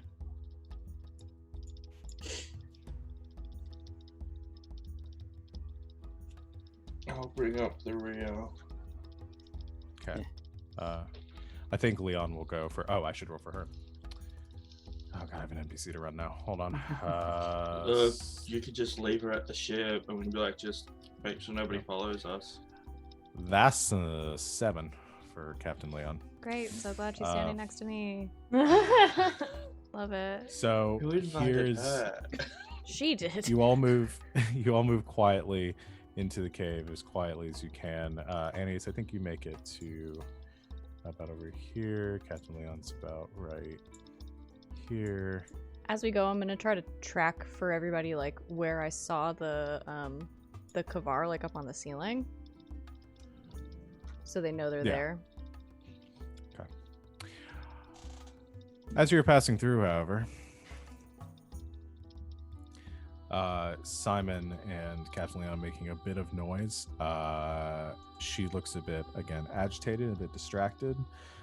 Simon's wearing armor. So, 2 reasons for that. I'm just gonna... She also has her gun lit up like a torch. Yeah. That also does not help. Now, Yeah. being at the Well- end, can I argue I would be keeping an eye out for stuff? Sure. That was meant to be whispered, but we're going to find out about that anyway. I forgot I don't have it set to auto. I know I said anime Rolls. once, but come on. Surprise for the stream.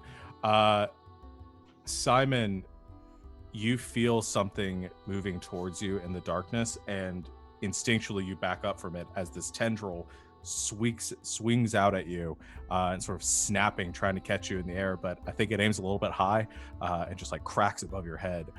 However, Captain Leon is not as fortunate, and the tendril comes streaking out of the dark and wraps around her and then quickly begins to yank and pull her back through the darkness. And she goes pulling off this way. We can act like it's one of those movies where we don't realize someone's missing until it's too late. We just keep walking. And then you hear a cry from the darkness as something bites her very hard for 19 points of damage. It's bringing back memories. I like to roll initiative, everyone, as you watch 3 of the stalagmites in this chamber, tendrils begin to extend out from them and whip through the air. It's 3 ropers up here. Yeah, I'm having serious deja vu. Yeah, I planned this encounter before last Tuesday. Just gonna throw that out there. Man, I didn't realize I had A feature. I'll use it after this combat. All right. Natural 20, Advantage. which puts me at 25. I got a lot worse than Hey, me roll too, 20 pal. did. Does that mean we're going to have to roll to see the time? Oh no, you move 5 feet further than me. Look, I only at least threw 1 at you. This guy's thrown 3. Bullshit. Yes, but we're also Level- twice the I'll say level we I'm were on Tuesday. What about Tuesday, sorry? Oh, There are 3 ropers, but we're also twice the level of what we were True. on Tuesday. True. Oh yeah. All right. Just on the board, right? Yeah. Yeah. Hey, look, that's actually pretty good, but that is a 25. All right. So, But I guess Anna Anna would go uses. before me. I'm faster. Yeah. Annie's your first. I think there's just this like really irritated sigh. Can I boy, can I see where this thing went? Yeah. I'm gonna go after it. My swords. I guess. Okay. Okay. Yeah, I'll draw my my Olapian, my short sword, and I'm gonna go after it and try to stab at it. Okay, go to move your token to wherever you're, which one you're going for. Is this one? No. Can you see the tokens? This one, Oh, this one, I can't tell. and this one? You guys know I can't actually see, right? Just anything. Yeah. That token that looks like a monster. Yes. Yes, I'm gonna try to stab it to make Okay. it let her go. Okay. Make your attack. Is the rod in action? Yep. Alright, I'll wait for that. First attack is a natural 1. So It's not not that good. one. I'll make a bonus action attack. That one's way better. That's a 24 to hit Hits. with my short sword. Which is a D. Do I do? Did I get sneak attack on this one? Yeah. Both because she is within 5 feet of it, and because you get it for, I think, Reasons. one of many reasons. I think. 23 piercing damage. Ow. Okay. 23 points of piercing damage as you are able to cleave with your second strike through the hard exterior of this roper's carapace and draw some blood and ichor from it. Its tendrils, there's 4 tendrils around her, kind of whipping around, looking to find purchase at you. Anything Back else? the fuck up. Bye. Okay. No tentacles for me, thank you. Nope, not there. Come on, roll 20, work with me. About there. Back up a little bit. Xander. Now, because only one of them shot tentacles out, do I see the 2 other of them 2, did. or are they still just... 2 of them did. One of them attacked Captain Leon, and the other one attacked Simon. The other one has revealed itself, though. It just hasn't. How That's dare it okay. reveal itself to me? I'm gonna shoot. I'm gonna aim for the tentacle that has the captain first up. Okay.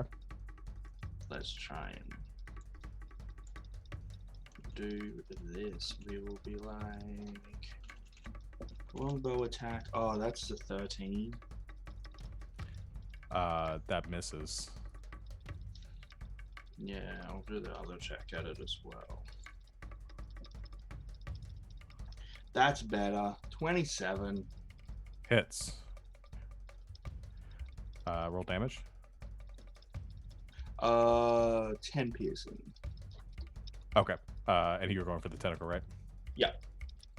All right. That one hits. You sever the tentacle, or the tendril, and she is free. Okay. Oh, I have a bonus action spell. I can do that, right? Yes. Yes. I'm gonna tell my sister to just be careful, and that's gonna be a shield of faith. So she gets Okay. +2 to her AC while I keep concentration for the next 10 minutes. And I don't even realize I did that in character. Okay. It burns a little, but you're protected. All right. That'll put it to the Roper's turns. I got a lot of things to do here. Okay. There's going to be tendril attacks all around. One against. Well, actually, those of you that are still sneaking really good, I don't think I can attack you, but those are you that are not. Xander. 13 misses you. 9 misses you. 13 misses you. 16 misses you, I assume. 16 16. meets. 16 meets. Okay. You are grabbed by the last tendril of this roper, and you are yanked towards it. And then it's going to make attack with its bite against you. I regret giving you this +2. It's an 11, though. So yeah, misses you. The other one is right next to Samek and Simon. It doesn't even really need to reel either one of you, so I don't think it's going to bother. It's just going to go for a bite attack against Samek. That's a 21. Too high. It hits. For 22 piercing damage. Fuck. And then the other one, Captain Leon is free from. And he's just stabbed it. I think it just goes for another bite against Captain Leon. That's a 21 to hit, so. Oh, wait, I forgot. Does she have? Yeah, she does. Probably couldn't have done that anyway because she was surprised. She's going to use her reaction to cast Shield. And. Nope, that wouldn't help. That'll meet anyway. Yeah, she takes damage. 17 points of piercing damage to her. So she's looking about at half. That's their turns, though. Simon. Okay. I think I am going to. Yeah, gonna kind of just reach out at this one right next to us, and no, I'll pull out my rapier and try and stab it. Okay. Well, that's only a that's only a 9 to hit, so I assume that misses. Yeah, that'll miss. Yeah, I think I accidentally stabbed some rock instead of the roper. Not quite able to tell them apart just yet. Okay. Do I want to do a spiritual weapon? No, I'll save that, see if these things start kicking our butts more, so that's my turn. Okay. Captain Leon's turn. Sees the thing in front of her. She's looking really bloodied, and she just goes, fucking hell. She's going to use her bonus action to cast mirror image on herself. So you see her illusory duplicates kind of spring into life around her, and she is going to try to back away from this thing best she can. Actually, no, she's just going to stay there, not provoke the opportunity attack. That is her turn, though. Zari. Could I make some sort of Arcana check to figure out what's happening around me right now? Sure. Because someone cast a spell on me, and Yeah. that's weird. 15. 15. Okay. I mean, it's not a high level spell. I don't know. Simon, do you have this spell? Have you used it at some point? I don't think I've used it in the campaign, but I have access to it. Okay. It is level 1. Yeah. I mean, you sense this like divine magic that is shielding you right now. All right, cool. I'm going to cast Eldritch Blast on one of the one near the captain. Is that one dead? It just dropped her, or is it dead? It has dropped her from its grasp, but is still alive. Okay, I will pew pew that one, please. Okay. It's a 22 to hit That hits. for 12 force damage. Okay.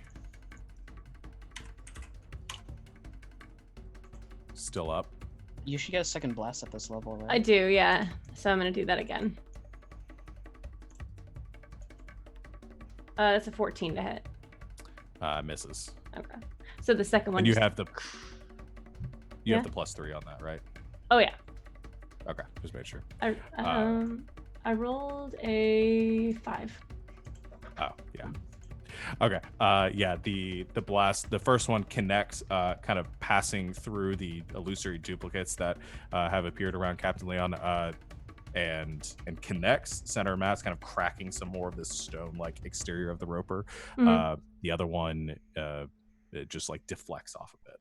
Cool. No effect. And I'm gonna take a 5-foot step behind Simon. Okay. Samek, you're up. I'll provoke an attack of opportunity from the roper as I make my way down. So this one. Okay. Right. Yeah, it'll use its reaction to bite at you. It's a 12. Cool. I'm going to hit it with my fist. Okay.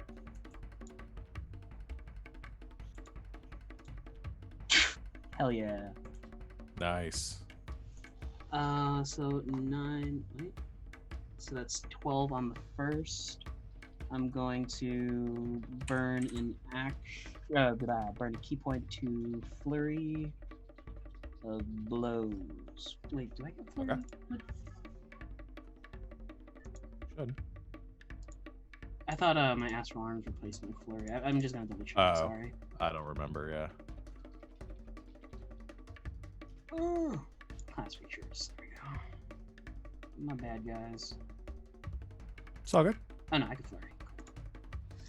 So it's 2 more incoming. Once, twice. For 19 additional. All right. All right, 2 more hits, just like crack, crack with your fist punching into the same. I mean, it's hard. I mean, it is difficult to break through, but each one of your strikes has been able to find purchase and break a little bit more at this exterior. It's not looking good. All right, that it for you, Samek? Yep. All right, Anais, it's your turn. Oh man. Well, if Samek's got that handled, then I'll trade and go just dancing over to this one. And I'll stab it twice. All right. First attack. The first one is a 17. Misses.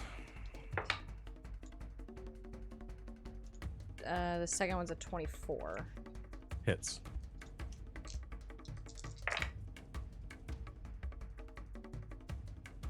It's 18 piercing damage. All right, 18 points With of a piercing short damage. sword. same thing on this one. First strike deflects off. You're not able to find the purchase. The second one, you focus a bit more, and your slash cleaves into it, drawing some blood. You gonna move? Yep. I'm gonna back up. 5, 10, 15, 20. Okay. And that's it. Sander, it is your turn again. How many tendrils are around me within 5 feet? Is it just the one that has me? There's one grappling you, and then there are 3 other tendrils extending from this roper. Cool. So if I went into frustration and then did Word of Radiance, I could hit all of them. It's 5 feet around me. That brings up an interesting dynamic of at the Word of Radiance attacks each creature within range, and the tendrils are still connected to the roper, so it's just one save for the roper in general. The tendrils don't make individual saving throws for things. You can target them with your attacks. You just can't, like a fireball. They wouldn't make multiple. I wouldn't make 5 saves for the 4 tendrils and the 1 roper. But it would damage all of them, or just the roper? It would damage the roper. Okay, well, screw that. I'll just try and I'll use crossbow expert, and I mean I can just shoot this dude. Or do I need to use my rapier? I can just shoot him, right? You're currently grappled. You have the crossbow expert? Yeah. Okay. Yeah, you can just shoot him. Okay. Let's go for a shot on the tendril that has me because I don't like that.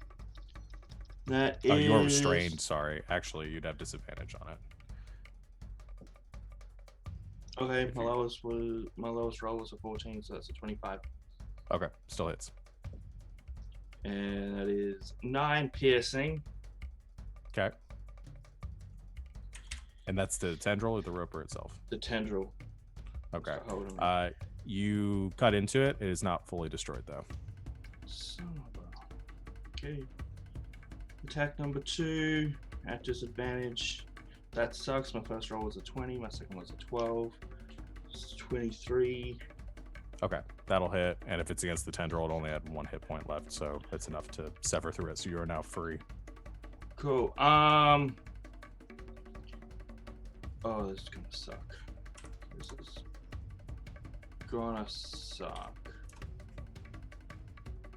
Let's...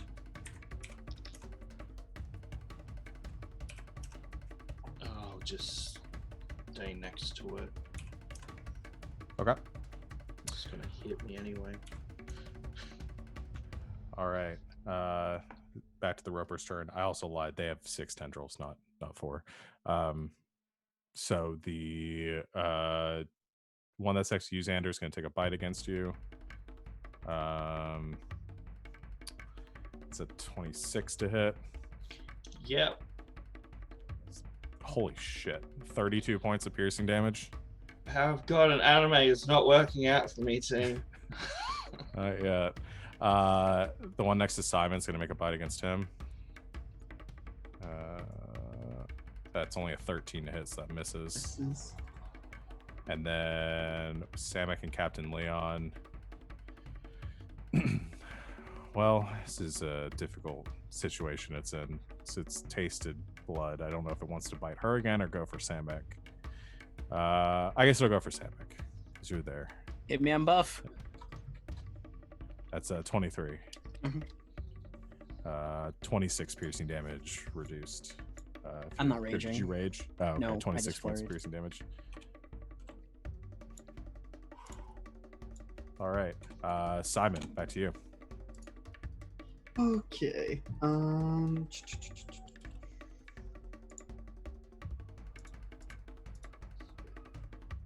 think I'm going to. I mean, I do a concentration saving throw. Yeah, for Shield of Faith. So I need to hit 16. 16, yeah. Oh, that's like a 22. Oh, you're good then. I'm gonna start with a Toll the Dead over on this roper. See if we can't Okay. try and focus them down. So it needs Okay. to make a wisdom save. Let's say 16. Fails, so it's going to Okay. take, and that one's already taken damage. Yes, it has. It's 2d12 necrotic. That's only 9 necrotic. Okay. It's still up. Yep. And then for my bonus action, oof, I think going to Healing Word Xander. So you are going to get so many health because Cleric of Life. It's gonna be 24 plus spellcasting plus stuff. Plus 3, I believe. Well, I rolled a 1, so that's 6, 9. Yeah, you get 9 health back. Thank you, friend. And that is my turn. Okay. Captain Leon's turn. Yeah, I think.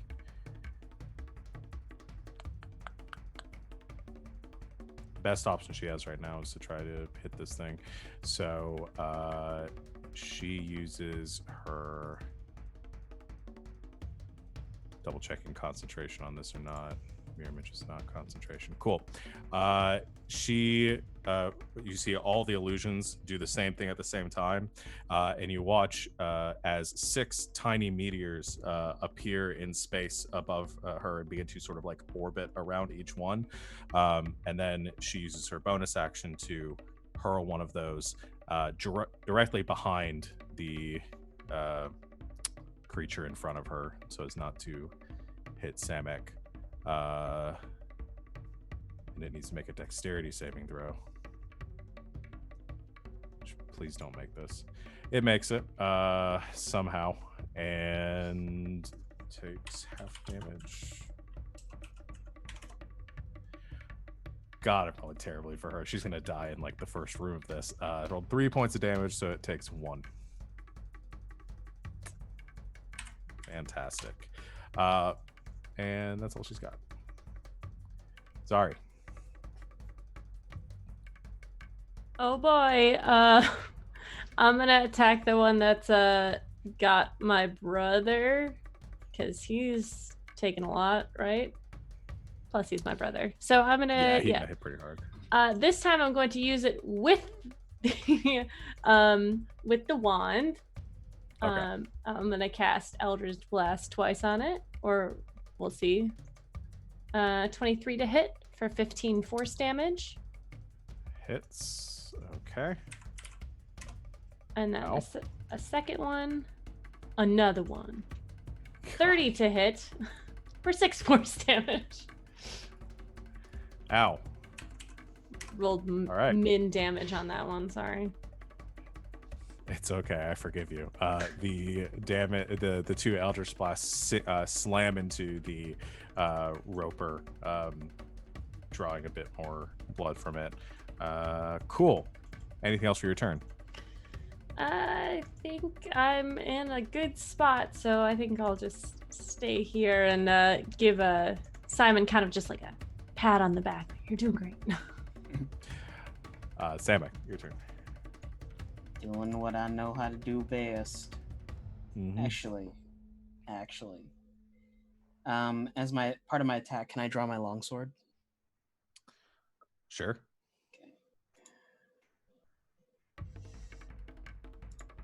This works. 11 probably doesn't hit. No. Do I need to hit with flurry? I think I do. After I take my attack action, I use my bonus action. Okay, cool. I'm going to blow a key point to that's rage. Blow a key point to flurry. Okay. So that is this one. 18 for 9. And 11 misses. doesn't hit. Yeah. Oof. So all 3 miss. Also, I forgot I'm monk, so I think I get an extra attack now. No, You do get an extra attack, so I think you missed an attack last round too. Yeah, that's fine. So if you want to take 2 more attacks, I'll give them to you. Thank you, sir. So here's the first. Here is the second. 23 23 hits. for 9 and 18 misses, apparently. So, Yeah. It's still up. Christ. You just carving away at it, like chipping away at the rock. It's I mean, it is really rough, like gore coming out of it, looking like it's barely holding itself together, but this roper is still alive. Anais. I'm just gonna keep zooming around, I guess. I have just Okay. enough movement. Is Xander still grappled? No longer grappled, No, but he's within melee. but kind of beat up. I have enough movement to make it there because I have 35, so I'm gonna zoom over to that one and try to stab it. The first one with my lapia. Okay. That's a 27 to hit. Hits. And the second one, I'm gonna do an offhand with my short sword. That's a natural 20. Nice. Alright, hold on, I gotta think about what that means now. So, this sneak attack, this extra one for the short sword. I'm gonna assume you would have done sneak attack on the first one. Yeah. Oh.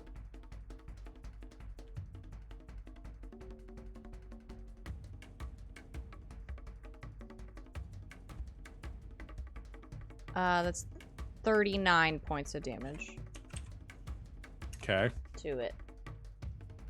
Ow. On the first attack. And then, oh, is that all of them? That's all of them, yeah. Oh, okay. So 39 points of damage with the 2 strikes as you drive the blades in and then rip them back out. Okay.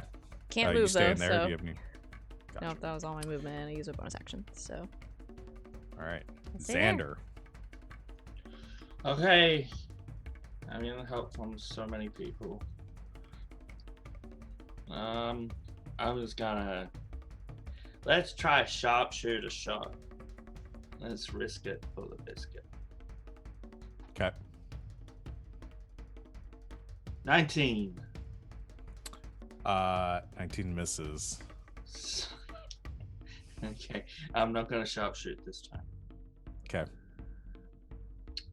22. Hits.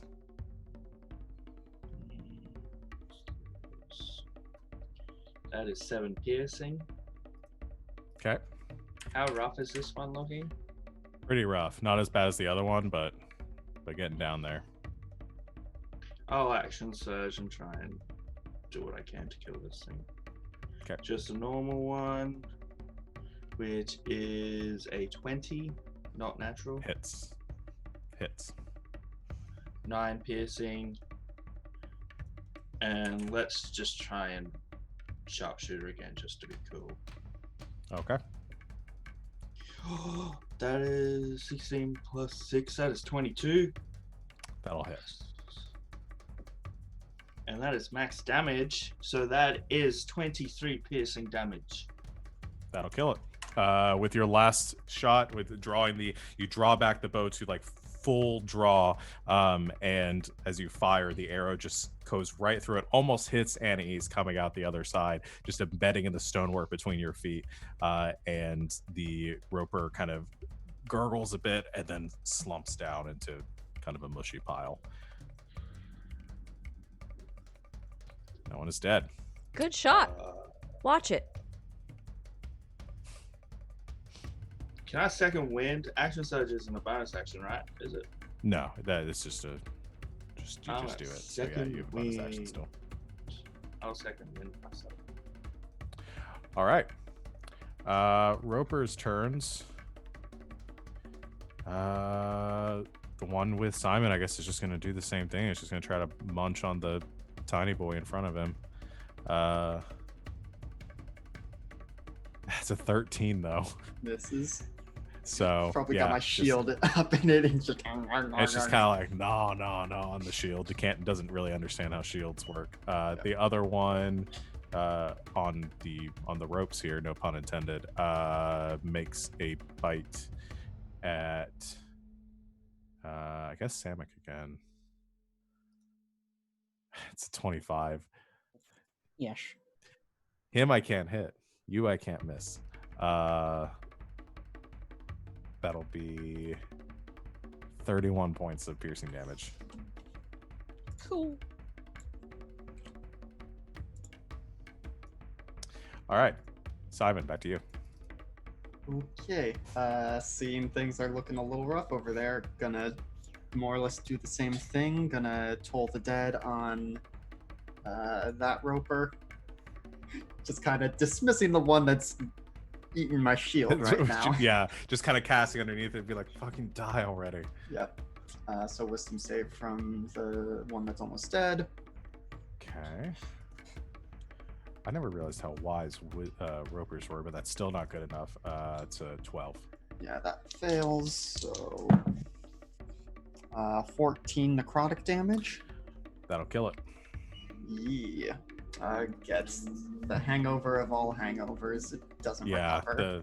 The bell gongs and the creature kind of spasms a bit, and then you just watch blood kind of pouring out of the single eye at the front of it as it falls over dead in front of you, Samek, and the captain, leaving one remaining, which it is Captain Leon's turn.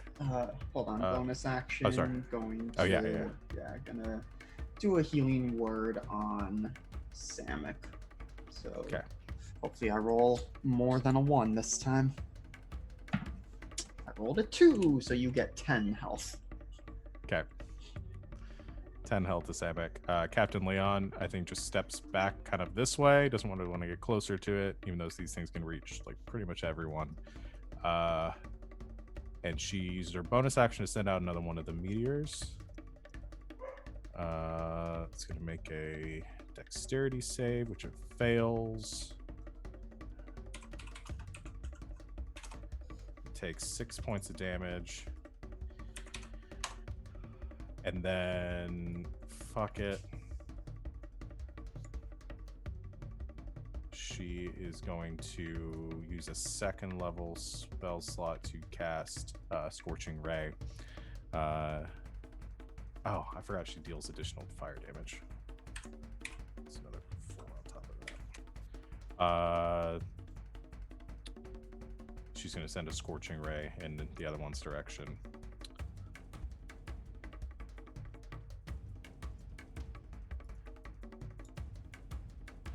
Misses on the first two and a natural 20 on the last one for a total of 13 points of fire damage.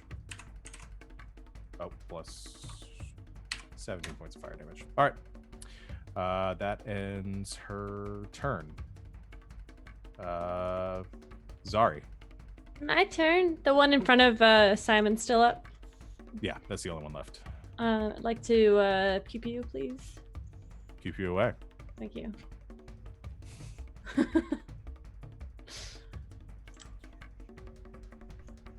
It's a 31 to hit, a 15 force damage, 18 to hit. You gave me this item, okay? And an 18 You guys to hit. gave yourself these items. I'd take no. I have plus 12 to hit now. God. Yeah, the 31 hits. Okay, good. Misses, though. 15 force damage. The second one is an 18 for 6 force damage. Okay, that misses. But the second one deflects off. The first one just like punches into this thing. It's looking pretty rough. Okay. You just chilling there? I mean, I might scoot away because like this thing's got. I mean, sorry, Simon, but like I'm gonna go move over here. Okay. Samek, it is your turn. He peels around this corner to here. 25. Here we go. Long list of rolling. First attack. Flurry. Second attack. 28 for 7, 28 for 10, 20 for 11, and 27 for 9. All those hit. 17, 37 28. total. 36. Yeah. You murder this thing.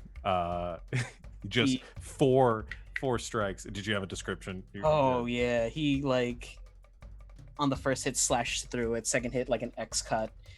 Drops his long sword, grabs it by the trunk, brings it over the top of his head, and backbreaks it Bane style. Yeah, I think the outer shell of the roper snaps in half and crumbles like stone around you, leaving just the gushy interior of it just exposed on the ground. It kind of reels for a bit as the tendrils whip out in multiple directions before the blood loss from the stabbings causes it to succumb to its wounds, and it just slowly kind of dies out on the ground. And all three are dead.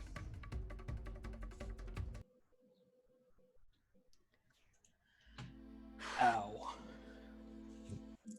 Alright, do you lot come over here? Let me patch you up. And we'll gather Samek and the captain if she's willing, and do some Yeah, I healers mean- kits. All four Captain Leon's approach you. She's not looking great. I think I have to poke a few of them to figure out which one is the real one, but Which one of you is the real Captain Leon? All of them raise their hand. Yeah, it only lasts for a minute, so I think as she walks over, it just like it gradually sort of Mhm. fades away. She just, you see her. I mean, she's just got like bite marks, like teeth marks on her arm, and she's just like, "Fucking hell." So healers kits do 1d6 plus 4 plus additional hit points equal to the creature's maximum number of hit dice. So whatever, I'll roll for Samek first, and then for Captain Leon, and then add the appropriate number on. Okay. So Samek, you got 9 plus your hit dice number, Mhm. or your max hit dice. So your And- level basically Yeah. is okay. And Captain Leon, not as good. That's 6 plus whatever. So that's pretty good.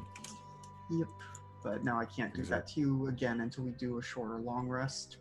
Okay. Can you see your health bar, by the way, or did I fix Yes. that? Or okay, Mhm. cool. Just to make sure. All right. How long does this last for? 10 minutes. All right. She's still got the meteors kind of spinning around her right now, as even with that fading. And looks over all of you and says, "Well, if that's a sign of what we're going to find in here, then perhaps, somebody else should take point." Sure. While we're waiting for healing, should we search the area just for, clues? Don't stray too far. Oh, I'm not going to do that. I'm saying it probably should be done. I don't know what to look for. I'm not a tracker. And she looks over at Xander. I mean, we know where we're going. Yeah. Apparently, it's just a matter of getting there. Quietly looking at the two noisy ones, but more at the captain. because- Wait, Xander. You said you made a Yes. deal. An agreement in your dream. Yeah. With whom?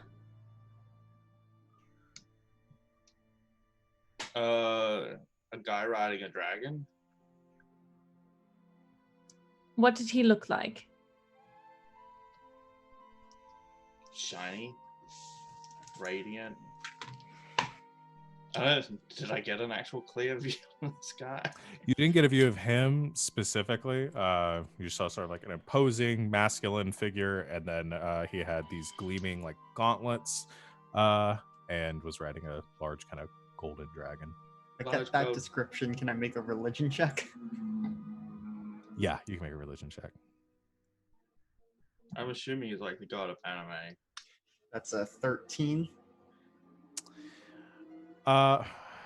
It's really, I don't think that difficult. It's one of the more prominent deities. Yeah. Yeah, I mean, you'd recognize, I think it's specifically the gauntlets. Mhm. You'd recognize this as a description of Torm.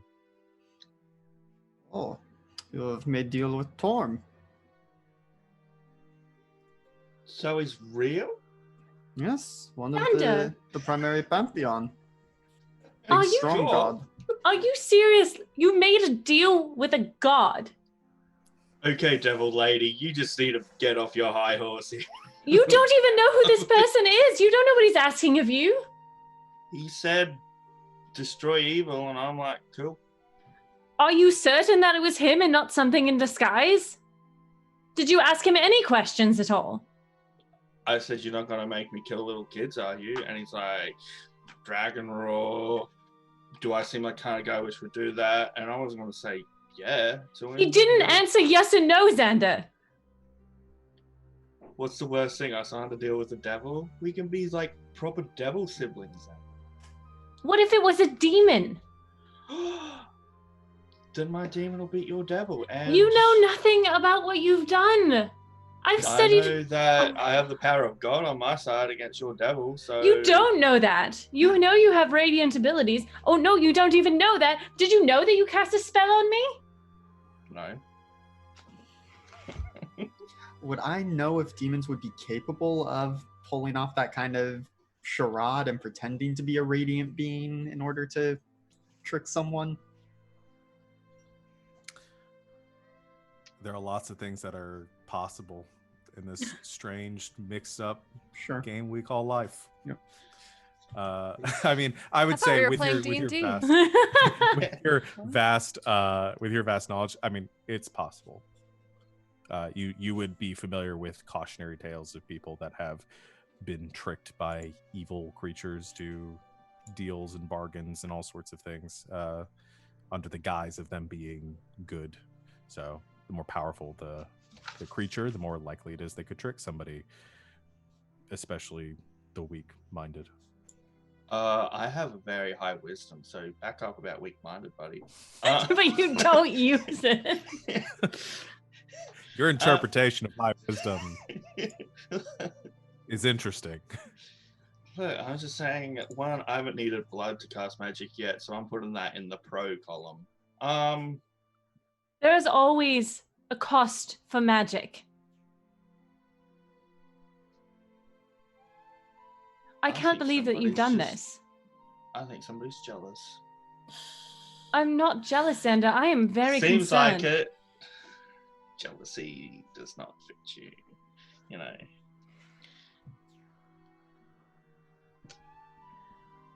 We will discuss this later, but we will discuss this because this is not a good thing. You're jealous. I have a supreme being supporting me, and it's not just you. But Sorry, I'm just gonna like walk off. fumes, flames on the side of my Siblings. face. Hello, the younger Samek. sibling. Darling, this is the wall I was talking about. There is Okay. a resigned sigh after hearing this entire You conversation. want to walk away from this? Mm-hmm. Me. Mm. All right. The two of you go to the end of the hall. Is somebody searching the rest of the cavern? I'll search the rest of the cabin so I don't have to listen to my sister complain. Okay. Make a perception check. Natural 20 for a 28. Nice. Okay. You look over the remains of the ropers, things like that. I think you notice that the walls have more like indications that there may have been something here at some point, but is so like degraded and been broken away that you can't quite make anything out. You also get the impression, based on some of the movement, like the patterns of the floors, even though it's probably been a couple of decades since somebody's been here, that there's been a lot of travel through this area over the years, like a path leading across the ground that people have taken time and time again, bringing items and things like that. So even though the walls and everything have kind of long since degraded away, it seems like this has been used for something more recently. Leading to the way Samek That and Annie's Annie's went. and Mhm. Cool. I'll let people know that there seems to be a lot of foot traffic, and roughly how long I can gather. You gather it's been a while, years. But there was once in the Yeah. day. More recently than the stonework. Samek, Annie's points out the spot on the wall back here where she noticed the break.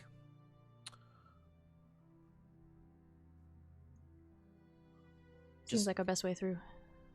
He's gonna run a hand along the break. Is it like a lift, or do I have to just shoulder in and hope for the best? It looks like what probably happened at some point is there was some sort of like cave-in that broke up some of the wall here and it caused it to kind of fall away. Sorry. It breaking through it is probably going to be your best option. What do you think? This is gonna get really loud really fast. Before you do, like looking over my shoulder, do I think anyone can hear me from here? If we go like down the thing? Go down the passageway. I mean, unless somebody follows immediately, then you have some privacy. Can I speak candidly with you? Have you ever not? No. But I try to be polite. Something is going on with the captain. I know you see it. She's agitated. You've never seen her like this before. She's not telling us everything.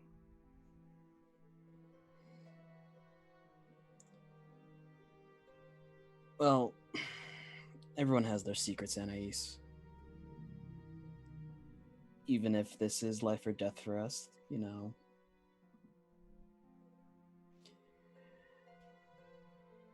Maybe in time she'll tell us.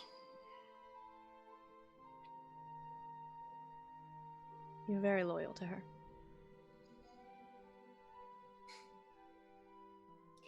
She got me out of that casket, so I owe her one. And I'm loyal to all my friends. Even if their agendas don't align. It's not the smartest choice, but it worked so far. I don't imagine it's going to work for much longer.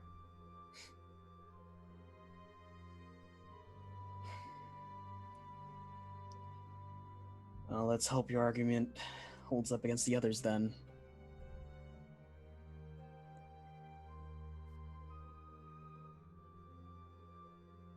If the captain turns on the rest of us, where do you stand? Do you want the mercenary answer or do you want the truth? I want the truth. It depends on what happens. If it's detrimental to me, then I'll stand against her.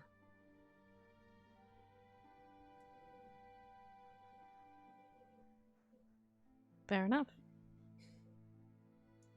Same thing applies for you guys too. And he'll start reeling back to punch in the wall.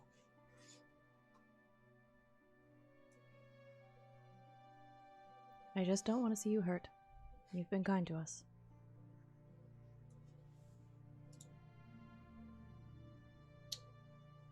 All right. You punch in the wall.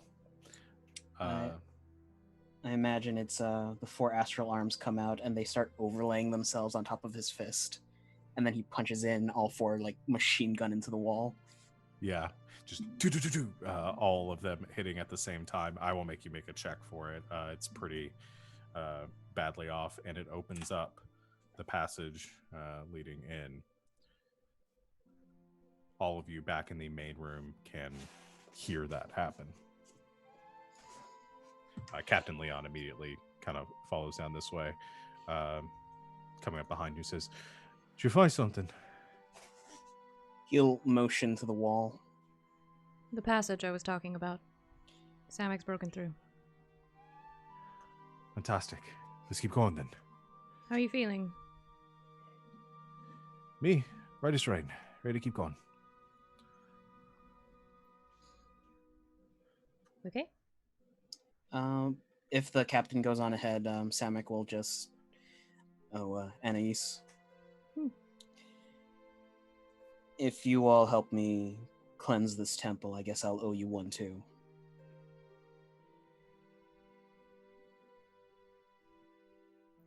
Use that however you want.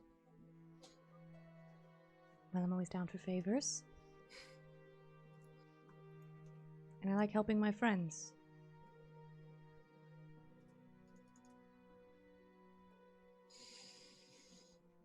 It's a small pat on her back as he walks past. All right. Captain Leon eagerly follows with the two of you, maybe pushing slightly ahead, unless one of you is moving to go first. Is everyone back in the main room coming as well? I'm staying within the light radius because I don't want to Yeah, get stuck in the dark. I would, if she's Um, just gonna go, I would go back in and be like, "We've broken through, and the captain is very eager to continue." Is everyone okay? Yes, that was super fun. I think Zari is going to rush ahead to the captain and kind of like grab her arm, like loop her arm, and just could you please tell me more about what you know about the Kestrel and all of the passengers and what they were, so we can like just kind of trying to distract her, like keep her mind focused on something so that she's not like in super go mode. Okay. Yeah, as she's moving to move down the passageway, you kind of slow her down. She looks at you. She says, I only know what I read from the journal. It's just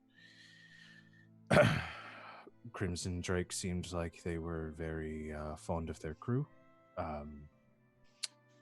Was a man of few words, despite keeping the journal. There wasn't a lot in there into specifics and personality, I'd say. But they all seemed to respect the man, despite the criminal undertaking of it all. And So. can you tell me the differences between your ship and his ship? I mean, I don't know, I can't tell, but is it the same size? Like, again, just like a random distraction things. I think she loses a bit of focus on what you're asking her as she rounds the corner, and I'll put you all Oh boy. this way. Boop-a-doop. Oh. As you round the corner into this room, and at the center of this chamber is this worked stone. The chamber is made out of is preserved, much unlike anything else here. Smooth marble floor, stone walls that preserve the writings and the glyphs that are across it that Samek you can see and remind you very much of your temple. All of it is in draconic or has draconic lineage to it. It doesn't really like say anything. It's mostly like pictographs indicating or showing large dragons kind of sweeping across or kind of stretched across landscapes, large depictions of flame and fire, kind of stylistically transposed across the wall, as well as it all kind of domes upward to a ceiling where you see a massive spiraling dragon as well carved into the roof. But at the center of it all in this chamber is this red dragon statue that stands probably 20 feet tall above all of you. Is this dragon familiar to me? I think looking at it, there's an air of familiarity, like you recognize what is here as something that you have these like blurry flash memories of. The dragon themselves, though, does not look like you're not getting an immediate like recognition from like the dragon that you're looking at. You don't gather this would be the one that you served. So, at least not yet. Are there any writings on it? like can I read all writing? Is it like yeah. say anything? No, like I said, it No. it doesn't really have a translation. You're able to identify it as draconic, and you're getting the feelings and the motifs of flame and fire and that the ramifications and the symbolism that comes along with it of destruction and rebirth Right. and all that. Wow. That is a structure. Feels just like home. I think. Would this be the entrance then? I believe so. Looking around the room, there's no like pathways out of this room, correct? No doors, no windows.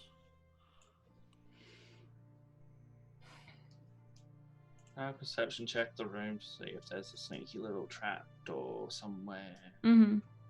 Sure, you can do a perception check. Anybody else want to do any other kinds of checks? That is an 18. I'm gonna look around the statue. Same. Investigation.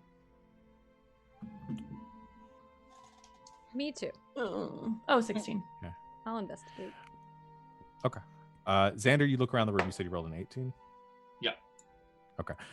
You don't see any hidden passages, doors, traps, anything like that. Like everything is on the up and up as far as you can tell. We got a 16 and 19 for the investigation. Mm-hmm. For me. The same thing, no levers or mechanisms or anything on the statue. It just seems to be one solid piece of stone. You do get a faint magical essence coming off. It's solid, and if you touch it, it is solid. It doesn't seem to be illusory or anything, but there is like an aura that seems to come off from it. I'm going to ask the captain, is there anything in the journal on how to get past this? Xander, I have a question. How would she have gotten the journal if he had already, like, I'm assuming that the journal was before all of this. There was a riddle. Do people remember the riddle? Oh my god, there was a riddle, you're right. Over a field of bloodless bones, the lonely bird seeks shelter. She turns her back to smiling sun and soon begins to falter. Soaring low, her wings grow stiff. She tumbles into shadow. Within the dragon's open arms, she finds the promised meadow. And Simon's going to start climbing up the statue to get to the arms. Yeah, you look at the. I'll say the statue's not standing there with like arms. If the arms are like bracing it. No, wait, So should we there's see what's nothing, going on with this magic business before you start climbing on it? That would be wise. Nah, you do you, Simon. He's But our the point healer. being made, the point being made that it seems that the Kestrel had been here before, that Crimson Drake had been here before the crash.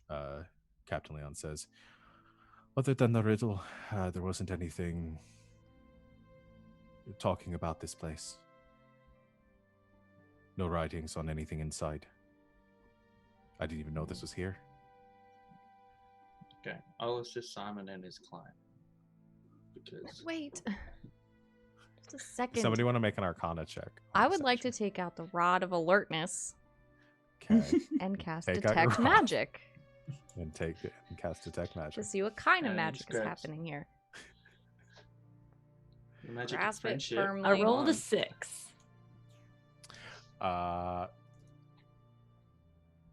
Debating how does she have? No, she doesn't have proficiency in Arcana. Okay, you're casting. So with the 6, not getting a whole lot. With that,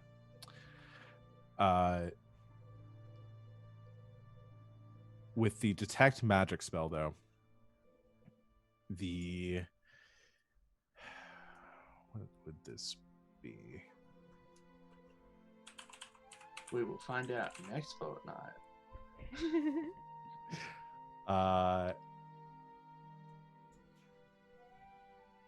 Yeah, you get 2 magical essences coming from this statue with detect magic. That of conjuration and evocation.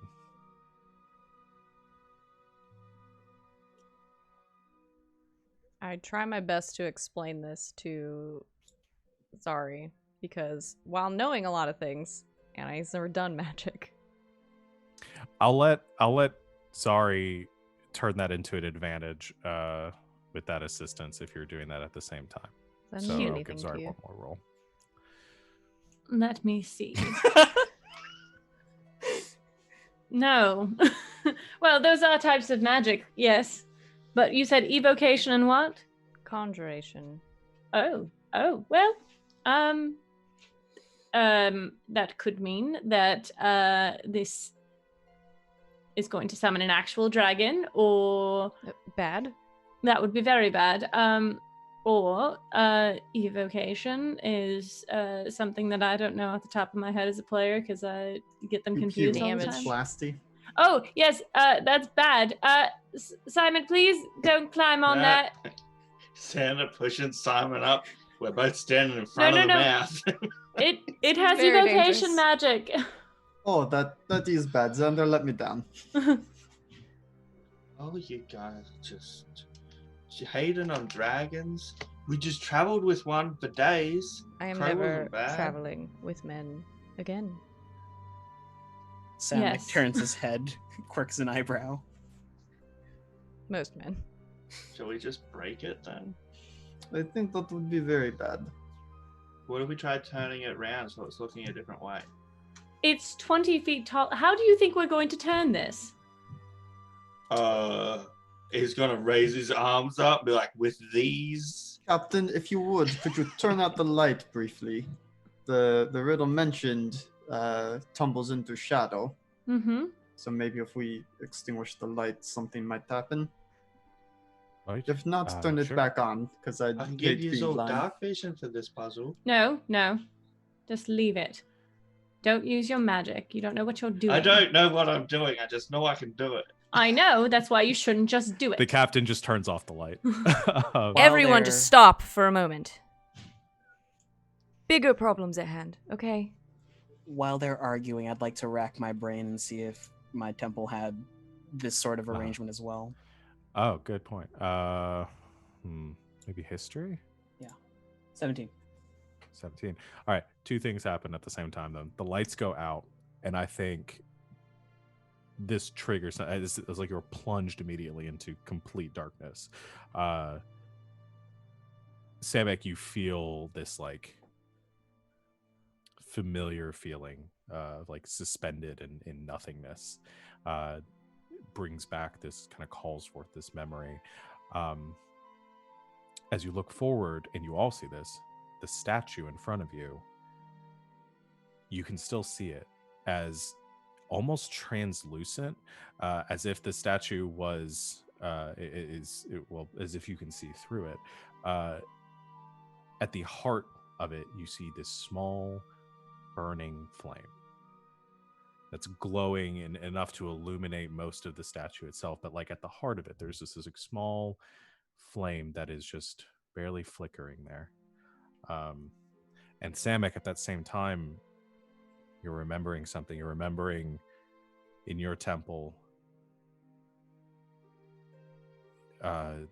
this image of walking through the corridors along some of your other brothers and sisters, also in their training robes, and with one of the guardians ahead of you, leading you into a chamber much like this one, and you see this large statue in front of you. Another red statue, maybe a little bit like lighter color, where this one is like sort of a darker. And you see them walk up to it, and they place a hand on the statue, and in a moment their hand is wreathed in flame, and then they just vanish. And you watch as one by one members of your order walk up and do the same thing, until you as well place a hand on the statue, and your hand is wreathed in fire, and then you vanish, and everything goes dark again. Samek will proceed up to the statue and turn to his party in the dark, and they just hear, "Do you all trust me?" Yes. Yes. Touch the flame, and he will reach out and grasp it. Okay, you reach out, you touch, and you feel you can't touch the flame, you can't quite reach it, but you feel like a connection to it as your hand touches the coolness of the stone. You see as your hand makes contact, the flame sort of flickers a little bit, but it's not quite there yet. There's something you're missing.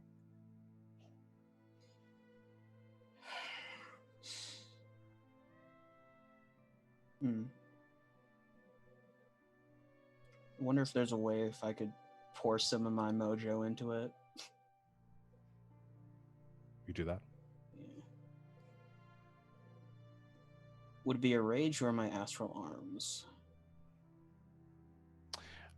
In the vision, you saw each person that stepped up, their hand was engulfed in fire as they touched the statue. I'll activate my rage then. But it's more of, usually Samek is a shouty boy, but this is a cold rage, focused. Okay. As you do, and your arms ignite and the fire makes contact with the statue, all of you see in the darkness that barely flickering flame at the center of the dragon statue ignites and bursts to life, swelling and growing within the statue itself until the entire thing is alight like a beacon in front of you, this massive dragon that seems to be constructed from fire. And then the fire expands outward, blasting and filling the room as it wreaths over all of you. Find yourself consumed in the flame. But there's no pain, as quickly as it comes, it goes. And copy.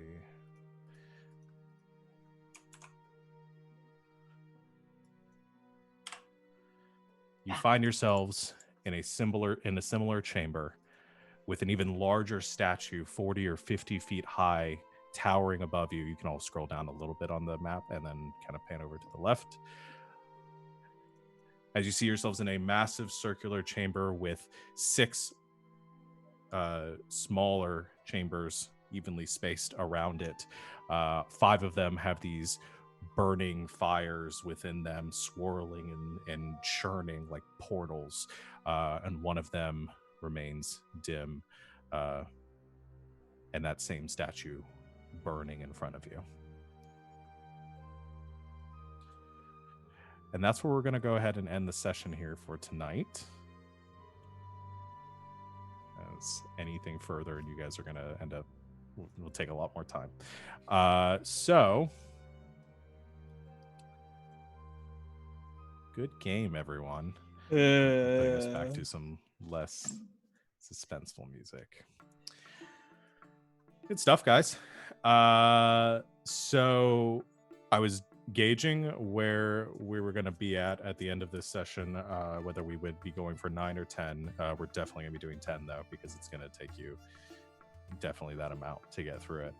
We'll talk in the interim of whether or not we might need to go a little bit longer next time to get through the rest of this dungeon, but we will see. Thank you, everyone out there, for watching. Like I said at the top of the stream, we've got all sorts of good stuff coming at you over the next week. Tune in on Tuesday for Eos, on Thursday for Elegant Suffering, our new Good Society game that we're going to do in the session 04. So it's a great time to get in on that. Saturday, we'll be back for Saturday Night's Thunderball, and then Sunday, we'll be back for Slang 101. All of that stuff is below our faces here on Twitch. Follow our schedule, come and join us for all that fun stuff. We also have a Discord you can join, follow us on Twitter, all those fun things. Follow these fools as well, and all the fun things that they do, both here and away from our channel. Anything else anybody wants to promote or say or do before we call it? No. Okay. Thank you to my wonderful players for being here. I'm sad that this campaign is concluding, but I'm excited that you guys have hopefully enjoyed it, and looking forward to see how it all goes down. And see everyone in 2 weeks. And until next time, good game and good night, Internet.